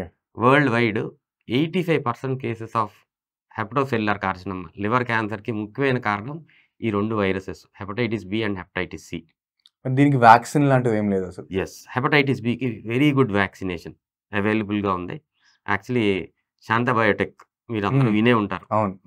ఆ సాయంత్రం. రోజుల్లో చాలా హెపటైటిస్ బి వ్యాక్సినేషన్ చేస్తాం. ఏపీ, తెలంగాణలో చాలా అవేర్‌నెస్ కూడా ఈ హెపటైటిస్ బి గురించి ఆ రోజుల్లో ఉండేది. అప్పుడు కాలేజెస్‌లో కొన్ని కొన్ని ఇన్‌స్టిట్యూట్స్‌లో అలాగా వ్యాక్సినేషన్ చాలామంది చేయించుకున్నారు. కానీ ఒక 4, 5 ఇయర్స్ తర్వాత ఆ డ్రైవ్ తగ్గిపోయింది. ఆ వ్యాక్సినేషన్ గురించి అందరూ మర్చిపోయారు. సో, వ్యాక్సినేషన్ చేయించుకున్నోళ్ళందరూ హెపటైటిస్ బి వ్యాక్సిన్ చేయించుకుంటే life long protection hepatitis B రాకుండా ఉండే అవకాశం ఉంటుంది. అండ్ గుడ్ థింగ్ ఏంటి అంటే 2011 తర్వాత పుట్టిన పిల్లలందరికీ యూనివర్సల్ ఇమ్యునైజేషన్ ప్రోగ్రామ్‌లో ఈ హెపటైటిస్ బి వ్యాక్సినేషన్ కంపల్సరీ చేస్తున్నారు. ఓకే. సో, వ్యాక్సినేషన్ జరుగుతుంది. 2011 కన్నా ముందు పుట్టినోళ్ళు సో ఈ 1990 నుంచి 2011 వరకు ఆ 20 ఇయర్స్ 2 డెకేడ్స్ ఉన్న వాళ్ళు స్పెషల్‌గా వెళ్ళి hepatitis B, hepatitis C 2 vaccination చేయించుకోవాలి. హెపటైటిస్ బికి వ్యాక్సినేషన్ ఉంది. అన్‌ఫార్చునేట్ హెపటైటిస్ సికి లేదు. So, okay. అందరూ చేయించుకోవాల్సిన అవసరం ఉంది. అండ్ వాలంటరీగా ఒక్కసారి ఎవరికి ఉంది లేనిది అనేది సింప్టమ్స్ ఉండవు కాబట్టి వాలంటరీగా ఒక్కసారి హెపటైటిస్ బి కోసం హెచ్‌బీఎస్ఏజీ, హెపటైటిస్ సి కోసం యాంటీ హెచ్‌సివి అనే టెస్ట్ ప్రతి ఒక్కళ్ళు చేయించుకుంటే యూ కెన్ బి ష్యూర్. ఎందుకంటే ఈటిలికి ట్రీట్మెంట్స్ ఉన్నాయి. ఓకే. ఉందని తెలిస్తే కంప్లీట్‌గా క్యూర్ చేసుకోవచ్చు మనం. అది తెలియకే ప్రాబ్లమ్. ఎర్లీ విజువల్ సింప్టమ్స్ ఏముంటాయి సార్ వీటికి? అదే అన్‌ఫార్చునేట్‌లీ ఉండవు. ఏమీ లేవు. లివర్ డ్యామేజ్ అయ్యే వరకు ఉండవు. అందుకనే వాలంటరీగా టెస్టింగ్ చేయించుకోవాలి అందరూ. సో జనరల్‌గా మనం ఎవ్రీ 6 మంత్స్‌కి ఎప్పుడైతే టెస్ట్ చేపించుకుంటామో, మన హెల్త్ టెస్ట్ చేపించుకుంటామో అప్పుడు చేపించేసుకోండి అంటారు. లైఫ్‌లో ఒక్కసారైనా సరే చేయించుకుంటే సరిపోతుంది. హెపటైటిస్ బి లేకపోతే వ్యాక్సినేషన్ చేయించుకుంటాం. హెపటైటిస్ సి లేకపోతే ఎలా వస్తుందో తెలుసు కాబట్టి ఆ జాగ్రత్తలు తీసుకుంటే రాకుండా ఉండే జాగ్రత్తలు తీసుకోవచ్చు. ఇక్కడ ఏంటి అంటే ఫైండింగ్ మిస్సింగ్ మిలియన్స్. లక్షల వేల మంది they are inside the community carrying this virus. Okay. వాళ్ళు డ్యామేజ్ అవుతుంది. వాళ్ళు ట్రాన్స్మిట్ కూడా చేస్తున్నారు. రైట్. ఇలా వాలంటరీగా టెస్టింగ్ చేసుకుంటే ఆ పాజిటివ్ పేషెంట్స్‌ని మనం తీసుకొని ట్రీట్ చేస్తే ఈ వైరస్‌ని స్ప్రెడ్ అనేది ఆపగలుగుతాం. ఎరాడికేట్ కూడా చేయగలుగుతాం. రైట్. చాలా మంది ఈ ఫాస్టింగ్ ఉంటుంది కదా సార్. ఈ ఇంటర్మిటెంట్ ఫాస్టింగ్ అనేది బాగా ఫేమస్ అయిపోయింది. ఒక టైంలో it literally rule the entire ఈ డైట్ కల్చర్ అనే దాంట్లో ఇంటర్మిటెంట్ ఫాస్టింగ్ అనేది నార్మల్ అయిపోయింది. కానీ చాలా మందికి వర్కౌట్ అవ్వదు అది. చాలా మందికి వర్కౌట్ అవుతుంది అంటారు. సో యాక్చువల్లీ నా క్వశ్చన్ ఏంటంటే ఇంటర్మిటెంట్ ఫాస్టింగ్ అన్నది మంచిదా కాదా? ఇంటర్మిటెంట్ ఫాస్టింగ్ అని మంచిగా ఫ్యాన్సీ టర్మ్ తీసుకొచ్చి కొంచెం ఇదైంది కానీ this is an age old tradition. మనకి ఇండియాలో చాలా అవును. Age old tradition. మనకి ఫాస్టింగ్స్ రకరకాల ఇంటర్మిటెంట్ ఫాస్టింగ్స్ చాలా ఉంటాయి. కొన్ని రోజులను బట్టి మన ఇళ్లలో పేరెంట్స్, మదర్స్ చాలా మందిని మనం చూసాం. సో యాక్చువల్‌గా ఏంటంటే సింపుల్‌గా చెప్తాను. ఇంటర్మిటెంట్ ఫాస్టింగ్ డెఫినెట్‌గా దానికి హెల్త్ బెనిఫిట్స్ ఉన్నాయి. సేమ్ అలాగే దానికి సైడ్ ఎఫెక్ట్స్, కాంప్లికేషన్స్ కూడా ఉన్నాయి. సో అందరికీ ఒకటే సూట్ అవ్వదు డెఫినెట్‌గా. ఇది మనం అర్థం చేసుకోవాల్సిన అవసరం ఉంది. ఇంటర్మిటెంట్ ఫాస్టింగ్ చేస్తాం వల్ల లాంగ్ టర్మ్‌లో ప్రాబ్లమ్స్ వచ్చే వాళ్ళని మనం ఐడెంటిఫై చేయలేం. సో ఐడియల్ సిట్యుయేషన్స్‌లో ఇంటర్మిటెంట్ ఫాస్టింగ్ అందరికీ మంచిది అని ప్రొపగాండా చేయకుండా ఉంటే మంచిది. డెఫినెట్‌గా కొంతమందికి మనం హెల్త్ బెనిఫిట్స్ డెఫినెట్‌గా చూసాం. నా సజెషన్ ఏంటి అంటే intermittent fasting only if someone is over weight first try చేయండి. అది సూట్ అవుతుందో లేదో ఫస్ట్ 10, 15 డేస్‌లో మనకి తెలిసిపోతుంది. సూట్ అవ్వనాళ్ళు కంప్లీట్‌గా మానేయండి. అది ఫోర్స్‌ఫుల్‌గా చేయాల్సిన అవసరం లేదు. అండ్ ఐడియల్ సిట్యుయేషన్ ఏంటి అంటే మనము 12 hours of fasting, 12 hours of eating ఇది ఆల్మోస్ట్ నార్మల్. మనం డే టు డే చూసుకున్నా కానీ హెల్తీ హ్యాబిట్స్‌లో పొద్దున్న 6 కాడ నుంచి సాయంత్రం 6కో, పొద్దున్న 7 నుంచి సాయంత్రం 7కో మనం we can finish of our meal. అలా కాకుండా దీన్ని కొంచెం ఎక్స్టెండ్ చేసి ఇంటర్మిటెంట్ ఫాస్టింగ్ ఏంటి అంటే పొద్దున్న 9:00కి ఫస్ట్ మీల్ తీసుకుంటారు. సాయంత్రం 6:00కి లాస్ట్ మీల్ తీసుకుంటారు. Even that is actually okay. అంతేగాని ఎక్స్‌ట్రీమ్ బిహేవియర్ ఎవరు చేయటానికి అంటే 11కి ఆన్ చేసి 6కి తినాలి. అలా ఎక్స్‌ట్రీమ్‌గా చేయకండి. That is not beneficial to your health.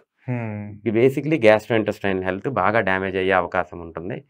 ఈ ఇంటర్మిటెంట్ ఫాస్టింగు కొన్ని అనర్థాలు కూడా మనం చూసాం. కొన్ని కార్డియోవాస్కులర్ రిస్క్స్‌తో అసోసియేట్ అయ్యి ఉంది అని కొన్ని లాంగ్ టర్మ్ స్టడీస్‌లో మనం చూస్తాం జరిగింది. అంటే హార్ట్ అటాక్స్ వస్తాయి ఇంటర్మిటెంట్ ఫాస్టింగ్ చేస్తే. ఎగ్జాక్ట్‌లీ. కొన్ని లాంగ్ టర్మ్ స్టడీస్‌లో ఇట్ ఈస్ మెన్షన్డ్. సో అందరూ దాని గురించి కొంచెం అప్రమత్తంగా ఉంటే మంచిది. మీరు ఇందాక అన్నారు కదా సార్ మనకు తెలుస్తుంది అని చెప్పి. ఇది వర్కౌట్ అవుతుందా, వర్కౌట్ అవ్వట్లేదా అని. ఎగ్జాక్ట్‌లీ. ఒక్కసారి నాకు అంటే ఎలా తెలుస్తుంది? Most important your body gives you symptoms. బాగా ఎనర్జీ లెవెల్స్ బాగా తగ్గిపోవటం గానీ, కడుపులో మంట, ఫాస్టింగ్ టైంలో మంట అలాంటివి ఎక్కువగా రావటం గానీ, ఇలాంటి సింప్టమ్స్ ఉన్నాయి అంటే it is not suiting you. Fasting టైంలో విపరీతమైన ఎనర్జీ లెవెల్స్ తగ్గిపోతున్నాయి అంటే it is not suiting you. Okay. So these are simple signs మనము ఎవాల్యుయేట్ చేసుకోగలుగుతాము. ఇలా ఉన్నాళ్ళు వెంటనే ఆపేయాలి. ఇది ఇంకోటి ఉంది సార్, ఫాస్టింగ్ అని. ఇప్పుడు ఫర్ ఎగ్జాంపుల్ మీరు అన్నట్టు మన కల్చర్లోనే ఉంది, మంగళవారం, శుక్రవారం, ఈ శనివారం అని చెప్పి రోజు మన మమ్మీలు మన డాడీలు కంటిన్యూస్గా ఫాస్టింగ్ చేస్తూనే ఉంటారు. ఒక పాయింట్ టైంలో ఎట్లా అయిపోతుంది అంటే ఇది ఒక క్రానిక్ లెవెల్కి వెళ్ళిపోతుంది అనమాట. నాకు this question is for my mother. కంటిన్యూస్గా ఇలా ఫాస్టింగ్ చేస్తే ఏజ్లో వాళ్ళకి రిఫ్లెక్షన్స్ కనిపిస్తాయి, ఏ కాంప్లికేషన్స్ వస్తాయి? బేసికలీ నెమ్మదిగా న్యూట్రిషనల్ డెఫిషియన్సీస్ వచ్చేస్తాయి. ఇలా రెగ్యులర్గా ఫాస్టింగ్ చేస్తూ ఉంటే న్యూట్రిషనల్ డెఫిషియన్సీస్ మనం ఆల్రెడీ మన మదర్స్లో మనం బాగా అబ్జర్వ్ చేస్తే వీళ్ళకి ఐరన్ డెఫిషియన్సీస్, ఉంటుంది, multiple vitamin micro nutrient deficiencies చాలా చూస్తున్నాం. ఇలా ఫాస్టింగ్ చేసే వాళ్ళల్లో ఇలాంటివి చాలా ఎక్కువగా ఉంటాయి. న్యూట్రిషన్ సరిగ్గా వెళ్ళకపోవడం, కలుదిరి పడిపోవడాలు, ఎగ్జాక్ట్లీ ఇదంతా ఎనర్జీ లెవెల్స్ తగ్గిపోవటం వల్ల జరుగుతుంది. డెఫినెట్గా ప్రతిరోజు చేయకూడదండి. వారంలో ఒకరోజు ఫాస్టింగ్ ఉండాలి. తర్వాత ఉపవాసం, మనం మాట్లాడుకుంటే ఉపవాసం అంటారు.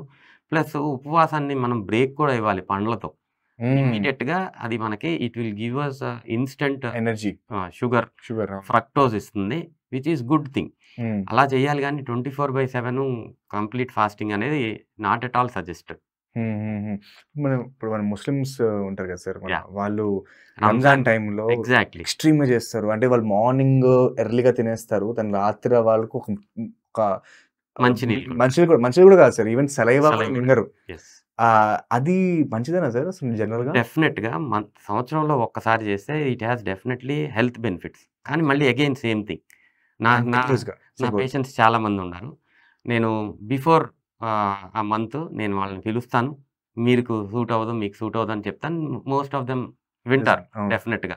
ఇలా సూట్ అవున వాళ్ళు, gastric problems, severe cardiac problems ఉన్న వాళ్ళు డెఫినెట్గా అవాయిడ్ చేయమని సజెస్ట్ చేస్తాము. వాళ్ళు అవాయిడ్ చేస్తారు.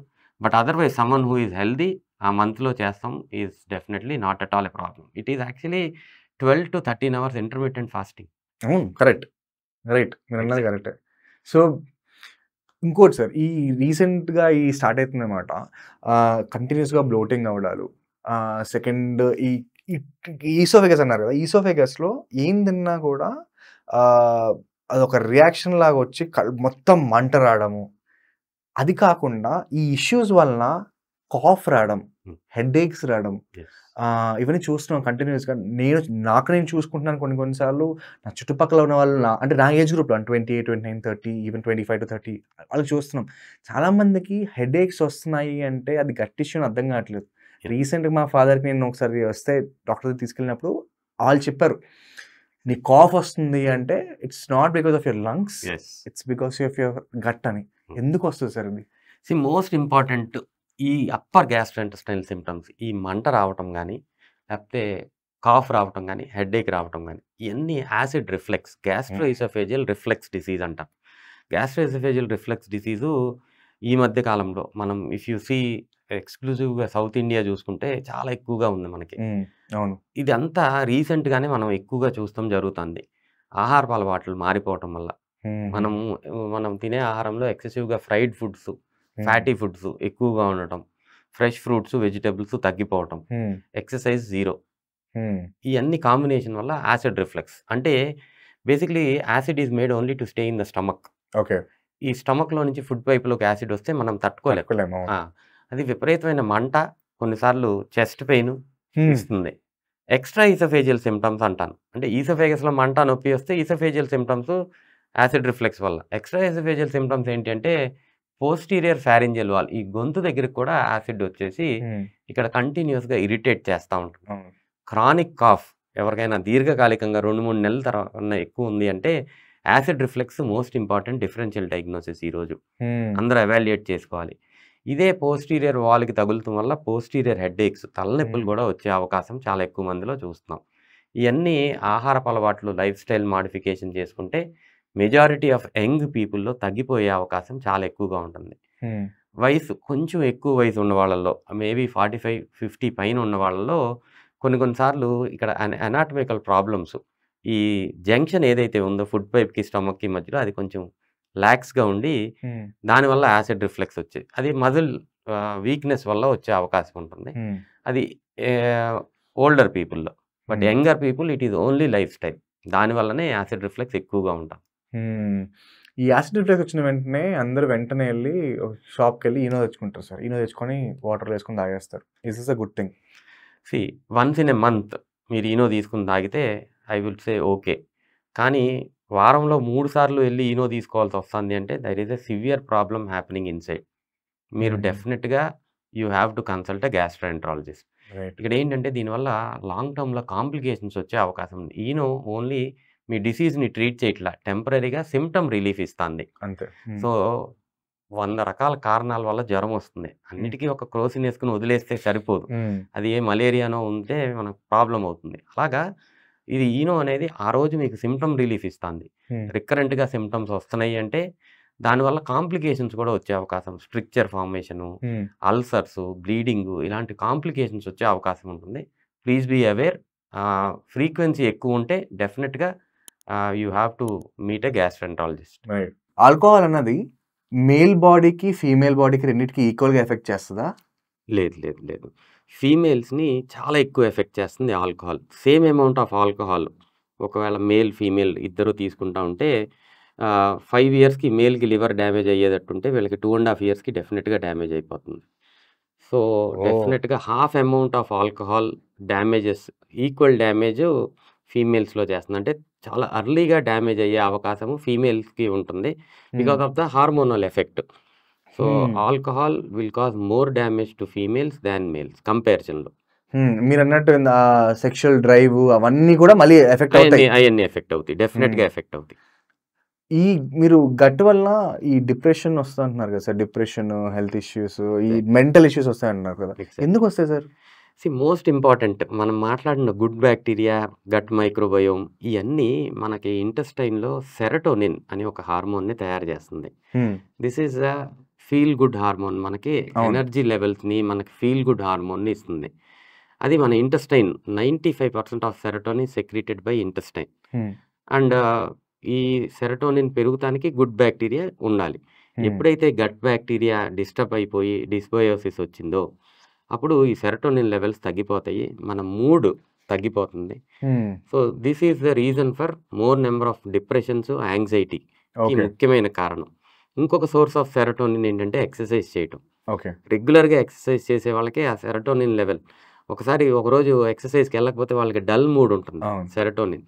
సో 2 గుడ్ హ్యాబిట్స్ మనకి బ్రెయిన్కి సెరటోనిన్ని ఇస్తాయి, యాంగ్జైటీ, డిప్రెషన్, మెంటల్ ఇల్నెస్ నుంచి దూరంగా పెడతాయి. ఈ జంక్ ఫుడ్ క్రేవింగ్స్ అనేది ఎందుకు వస్తాయి సార్ యాక్చువల్లీ?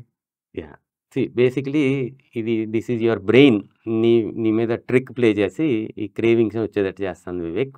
సింపుల్గా అర్థమయ్యేటట్టు చెప్తాను. ఏదో ఒక junk food, for example you eat something, noodles ఏదైనా తీసుకుందాం, ఒక ప్లేస్లో స్పెసిఫిక్గా తిన్నాం.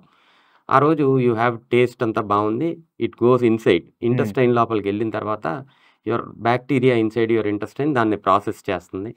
ఈ ప్రాసెస్ చేసినప్పుడు ఒక రకమైన హార్మోన్ డోపమిన్ అనేది సెక్రీట్ చేస్తుంది. ఈ డోపమిన్ ఎప్పుడైతే బ్రెయిన్ లోపలికి వెళ్తుందో it gives a feel good, it's a very nice thing, happiness. ఆ ఇన్స్టెంట్ ఫీల్ గుడ్ ఫ్యాక్టర్ని మనకి ఇస్తుంది. ఎప్పుడైతే ఇస్తుందో అది మన బ్రెయిన్ గుర్తు పెట్టుకుంటుంది దీన్ని. So over a period of time as జనరల్గా మనం we look for feel good or happiness factors. అంటే ఈ స్ట్రెస్ వచ్చినప్పుడు హ్యాపీగా అవ్వాలి అని బ్రెయిన్ వెంటనే నీకు your brain gives you signal అది అని గుర్తు చేస్తుంది. That is actually craving, right? And over a period of time ఈ క్రేవింగ్స్, ఈ జంక్ ఫుడ్ వల్ల ఆబ్వియస్గా మీ హెల్త్ అంతా డ్యామేజ్ అయిపోతుంది, విచ్ ఈజ్ యాక్చువల్లీ బ్యాడ్. కానీ ఆ టెంపరీ ఫీల్ గుడ్ కోసం మనం we are going to that again and again. ఇది మనకి తెలుసుకుని మనం దాన్ని కంట్రోల్ చేసుకోగలిగితే విచ్ ఈస్ ఇది అన్హెల్దీ అని we will be able to control. Sir సొల్యూషన్కి వచ్చేద్దాం సార్. ఇప్పుడు వరకు మనం కంటిన్యూస్గా ప్రాబ్లమ్స్ ఏమి వస్తాయి, వాటి వల్ల ఎక్స్ట్రీమ్ సినారియోస్ ఏముంటాయి, మనం ఏం తినకూడదని మాట్లాడాము. నాకు ఈ ఎంటైర్ కాన్వర్సేషన్ ఏమైందంటే మనము లిటరల్గా మన గట్తోని, మన ఇంటెస్టైన్తోని కబడ్డీ ఆడేస్తున్నాం. Exactly. And this is happening on day to day basis. చాలా మందికి జరుగుతుంది తెలియదు, అందుకే ఈ పాడ్కాస్ట్, ఎమర్జెన్సీ పాడ్కాస్ట్ చేయడం రీజన్ కూడా. నాకు అర్థం కావాల్సింది ఏంటంటే ఇది రివర్సిబులా? మన గట్ని మనం ఫిక్స్ చేసుకోవచ్చా? డెఫినెట్గా ఫిక్స్ చేసుకోవచ్చు, డెఫినెట్గా.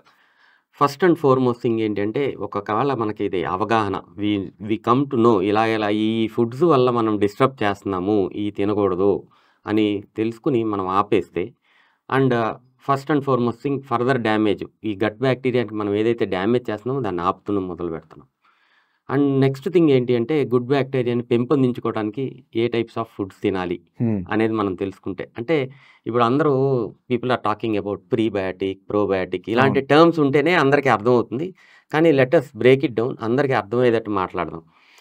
ఈ గట్ బ్యాక్టీరియా, గుడ్ బ్యాక్టీరియా పెరగాలి అంటే కొన్ని సబ్స్ట్రేట్స్ కావాలి. ఏదో ఒక సబ్స్ట్రేట్, అంటే దేని మీద గట్ బ్యాక్టీరియా రావాలి అనేది మనం తినే రెగ్యులర్గా పండ్లు, కాయగూరలు ఈజ్ ఏ సబ్స్ట్రేట్ ఈ గుడ్ బ్యాక్టీరియా పెరుగుతానికి. దీన్నే మనం ప్రీబయాటిక్ అంటున్నాం. ఓకే. పండ్లు, కాయగూరలు రెగ్యులర్గా ఎక్కువ క్వాంటిటీలో ఫ్రూట్స్ అండ్ వెజిటబుల్స్ మనం పచ్చివి, పచ్చివైనా అంటే బాయిల్డ్ అయినా పర్లేదు, కూర వండిన కూర అయినా పర్వాలేదు. ఓకే. పండ్లు ఎలాగో పచ్చియే ఉంటాయి డెఫినెట్గా. సో ఈ యాంటీ ఆక్సిడెంట్స్ ఇస్తాయి and this is a good substrate for ఈ ప్రోబయాటిక్ పెరుగుతానికి. దీన్నే మనం ప్రీబయాటిక్ అంటాం. దానికి ఏం స్పెషల్గా ఈ ప్రీబయాటిక్ క్యాప్సూల్స్ వాడాల్సిన అవసరం లేదు. అండ్ రెగ్యులర్గా మనం ఇప్పుడు మన ఆంధ్ర, తెలంగాణలో మనం మాట్లాడుకుంటే we have best source of probiotic in మన డైట్లోనే, రెగ్యులర్గా మనం వాడే డైట్లోనే. సో మోస్ట్ ఇంపార్టెంట్ థింగ్ పెరుగు. ఓకే. అండ్ మజ్జిగ అండ్ ఇడ్లీ, దోశ, ఇవన్నీ రెగ్యులర్గా మన డైట్లో ఉండేటట్టు చూసుకుంటే ఏవైతే ఫెర్మెంట్ అవుతాయో. Exactly, ferment. ఇందాక మనం డిస్కషన్లో వచ్చినప్పుడు మనం చద్దన్నం గురించి మాట్లాడుకున్నాం. అవును. ఓవర్ నైట్ పెట్టిన చద్దన్నం కానీ, అన్ని పులుసుని అన్ని ఏదైనా కానీ, ఫర్మెంట్ అయిన ఫుడ్స్ ఏదైనా కానీ, ఇది good source for probiotic. Okay. ఈ రెండు కాంబినేషన్లో తీసుకుంటే ప్రీబయాటిక్ అండ్ ప్రోబయాటిక్ ఇది సోర్స్ ఇస్తుంది, ఇది ఇంకా ఇంకా పెరుగుతానికి ఛాన్స్ ఇస్తుంది. So both pre and probiotics మనం రెగ్యులర్గా డైట్లో మనం ఇన్కల్కేట్ చేసుకుని ఈ సోర్స్ ఆఫ్ బ్యాడ్ బ్యాక్టీరియాని అవాయిడ్ చేయటం, అంటే most important out side food కంప్లీట్గా అవాయిడ్ చేయటం. అండ్ అది కుదరదు సార్, మీరు మళ్ళీ కంప్లీట్గా అవాయిడ్ చేయడం అంటే మన వాళ్ళు అసలు చేయడం మానేస్తారు. సో మోడరేషన్ చెప్పండి నాకు. అట్లీస్ట్ తగ్గించుకుంటే, రోజు తినకుండా ఉంటే దేర్ షుడ్ బి ఏ దానికి మోడరేషన్. యాక్చువల్లీ 5 years బ్యాక్కి ఇప్పటికీ చాలా మారిపోయింది. బిఫోర్ కోవిడ్ మేబీ తక్కువగా ఉండేదేమో అని నాకు కొంచెం ఫీలింగ్ ఉంది. పోస్ట్ కోవిడ్ స్విగ్గీస్ ఇవన్నీ బాగా ఎక్కువ రావటం వల్ల ఎక్కువ అయిపోయిందేమో అని నా ఫీలింగ్ యాక్చువల్లీ. అవునవును, అయింది సార్. ఎందుకంటే భయం అయింది. కరెక్ట్. వాళ్ళు చేసే అడ్వర్టైజింగ్, వాళ్ళు చేసే ఎప్పుడైనా వాళ్ళు మార్కెటింగ్ చూసారు సార్ మీరు? అంటే hey Vivek are you craving samosa, hey Vivek are you craving biryani, hey biryani has missing you.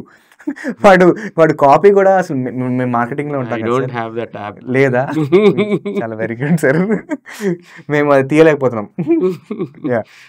అలాంటిది ఉంటుంది. That is more tempting. Very tempting. Advertising to the max అన్నట్టు, పీక్స్. సో మోడరేషన్ లో అవుట్ సైడ్ ఫుడ్ తినాలి. కర్డ్, ప్రీబయాటిక్, వెజ్జీస్ డెఫినెట్గా include చేసుకోవాలి. ఈ entire gut repair అవ్వడానికి ఎంత టైం పడుతుంది? సో ఐడియల్గా గట్ రిపేర్కి ఎక్కువ టైం తీసుకోదు. Gut, gastrointestinal system and liver are very very good and friendly organs. ఒక్కసారి దాన్ని హార్మ్ చేయడం మానేస్తే కంప్లీట్ రికవరీ చాలా తొందరగా 3 to 6 monthsలో అయిపోయే అవకాశం చాలా ఎక్కువగా ఉంటుంది. So that is the advantage. Okay. Disease రాకముందు తొందరగా ప్రాబ్లం తగ్గిపోతుంది. డిసీజ్ వచ్చిన తర్వాత మెడికేషన్స్ ఇవన్నిటికీ కొంచెం రికవరీకి టైం పట్టే అవకాశం ఉంటుంది. సో డిస్బయోసిస్ అంటే డిసీజ్ కాదు, ఇంకా it is only misbalance. Dysbiosis వచ్చినప్పుడు రివర్సల్ అనేది 3 to 6 monthsలో అయిపోతుంది, హెల్దీ లైఫ్ స్టైల్తో అయిపోతుంది. నాకు ఇది చెప్పండి సార్, కొంతమంది ఉంటారు సార్, ఇప్పుడు విన్నవాళ్ళు మా వాళ్ళు చాలా స్మార్ట్ మాట. వాళ్ళు ఏమంటారు అంటే, అన్న నేను మార్నింగ్ నుంచి మన సోల్ఫుల్ బ్లాగ్స్ ఇన్స్పిరేషన్ తీసుకొని అడ్డమైన గడ్డంట తిని రాత్రి నేను వెజ్ ఇస్తున్నాను, బ్రోకలీ తిన్నాను అన్న సెటిల్ అయిపోద్దా అంటాడు. It should be A balanced food. ఏదో పొద్దునంతా చెత్త తినేసి సాయంత్రం కొంచెం హెల్దీ ఫుడ్ తింటే అలా సరిపోదు డెఫినెట్గా. సో ఎప్పుడైనా సరే మనం తినే ఆహారం it should be balanced. And అందరికీ తెలియాల్సిన విషయం ఏంటి అంటే, బ్యాలెన్స్డ్ ఫుడ్ అంటే మనం ఒక 100% ఒక ప్లేట్ తీసుకుంటే 50% ఫ్రెష్ ఫ్రూట్స్, ఫ్రెష్ వెజిటేబుల్స్ అంటే వండిన కూర అయినా పర్వాలేదు, బట్ క్వాంటిటీలో 50% fruits, vegetables, good amount of fibre ఉండాలి, 25% ప్రోటీన్, ప్రోటీన్ ఉండాలి. మిగిలిన 25% మన సీరియల్. మనం అన్నం తింటే అన్నము, లేదంటే చపాతీ తినేవాళ్ళు వీట్ తినేవాళ్ళు వీటు, డెఫినెట్గా ఈ 25% ఇది ఉండాల్సిన అవసరం ఉంటుంది. So this is a balanced diet. So ఈరోజు నేను ఓన్లీ చికెనే తింటాను, ఈరోజు ఓన్లీ ప్రోటీన్ తింటాను అంటే కుదరదు. You are missing on your fibre. అలా బ్యాలెన్స్డ్ ఫుడ్ డెఫినెట్గా ఉండాల్సిన అవసరం ఉంటుంది. మీ ఎంటైర్ డాక్టర్ కెరియర్లో మీ మోస్ట్ హ్యాపీయెస్ట్ మూమెంట్ ఏంటి సార్? ఫ్రాంక్లీ స్పీకింగ్ వివేక్, ఒకటి అని నేను చెప్పలేను. మోస్ట్ ఆఫ్ ద టైం అందరికీ, మోస్ట్ ఆఫ్ ద డాక్టర్స్ కూడా ఇదే ఉండుండొచ్చు. సో ఎప్పుడైతే సివియర్ అండ్ క్రానిక్ డిసీజెస్తో మన దగ్గరికి వచ్చిన పేషెంట్ లెగిసి నవ్వుతా when they go back home, every patient when he is getting discharged we are always happy. When he is going back healthy we are very happy to see them like that. కొన్నిసార్లు acute severe కండిషన్స్లో వస్తారు. నేను అన్నాను acute severe ప్యాంక్రియాటిస్, alcohol ఉండకపోవచ్చు, కొన్ని non alcoholic causes ఉంటాయి. వీళ్ళు చాలా సివియర్గా ఏముండదు, సడన్గా పెయిన్ వస్తుంది, చూస్తే severe pancreatitis, multiple organ dysfunction. Young పీపుల్ని కూడా కొన్నిసార్లు మనం చూస్తూ ఉంటాం.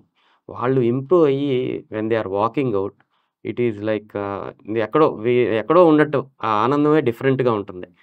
మేబీ నా ఉద్దేశంలో మోస్ట్ ఆఫ్ మా ఫ్రెటర్నిటీలో that gives us immense happiness. Surgery చేసిన వాళ్ళకి when their patient walks it will give them immense happiness అని నా ఉద్దేశం. నాకైతే నా సిక్ పేషెంట్ ఎప్పుడైతే లేచి నడుచుకుంటా వెళ్తున్నాడో we're very very happy. Sir మీ ఎడ్యుకేషన్ తీసుకుంటేనే ఆల్మోస్ట్ ఒక 13-14 years ఎడ్యుకేషన్ ఉంటుంది ఆల్మోస్ట్. చదువుతుంటే ఎంత చదువుతూనే ఉంటాం అనిపిస్తుంది కదా డాక్టర్స్కి. ఇప్పుడు మీ ఇంకొక సెక్షన్లో మేము ఇంజనీర్స్, మాకైతే సార్ 4 years ఎడ్యుకేషన్ ఉంటుంది. మాకైతే వర్స్ట్ కేసులో ఇంకో 2 years ఎంటెక్ చేస్తాడు, లేకపోతే 2 years MBA చేస్తాడు. ఒక డీసెంట్ 1.5 lakh శాలరీ పర్ మంత్కి వచ్చేస్తాడు. వాడికి 25 yearsకి 1.5 lakh శాలరీకి వస్తుంటే మీరు ఇంకా అప్పుడు కూడా మీ స్పెషలైజేషన్, సూపర్ స్పెషలైజేషన్ చేస్తూనే ఉంటారు. అలాంటి టైంలో how do you keep your mind straight and మీ మైండ్లో ఏం నడుస్తుంది సార్? ఇనీషియల్ డేస్లో ఇమీడియట్గా MBBS అయిపోయిన తర్వాత when we join our super speciality, that is when we start comparing. నా క్లాస్మేట్స్, నాతో పాటు చదువున్న వాళ్ళు అందరూ దే ఆర్ ఆల్ సెటిల్డ్. మనం we're still pursuing doing our basic super speciality చేస్తాం. ఇనీషియల్ డేస్లో కొంచెం ఫ్రస్ట్రేషన్ ఉండేది, వాట్ ఈస్ హ్యాపెనింగ్ అని. బట్ ఎప్పుడైతే ఒక స్పెషాలిటీ తీసుకుని when we're going towards that, మనం ఏమైపోతామంటే we will get involved in that speciality. మనం మిగిలిన ఏం జరుగుతుందో మర్చిపోతాం. We start thinking only of your patient, how is improving, next treatment ఏంటి, నెక్స్ట్ పేషెంట్ ఏంటి. ఇలాగా కొన్ని సంవత్సరాలు తెలియకుండా అయిపోతుంది మనకి. ఇనీషియల్గా ఎప్పుడన్నా ఖాళీగా ఉన్నప్పుడు ఈ థాట్ ప్రాసెస్ వస్తుంది. Once you are in a speciality, ఒక MD జనరల్ మెడిసిన్ జాయిన్ అవుతాం, you won't have time to think also. మీరు పని చేసుకుంటూ ఉండాలి, ఆ గ్యాప్లో చదువుకుంటూ ఉండాలి. సో ఈ థాట్ ప్రాసెస్ అనేది వెళ్ళిపోతుంది. దాని తర్వాత when you are really interested in pursuing your super speciality and all, అంటే అసలు ఈ ఆలోచనే లేదు ఇంకా. It is like you are interested, it is your passion. ఆ ప్యాషన్ ఉన్న వాళ్ళే మెడిసిన్ చేయాలి అనేది నా ఒపీనియన్. ఉంటేనే వీ విల్ బి సక్సెస్ఫుల్.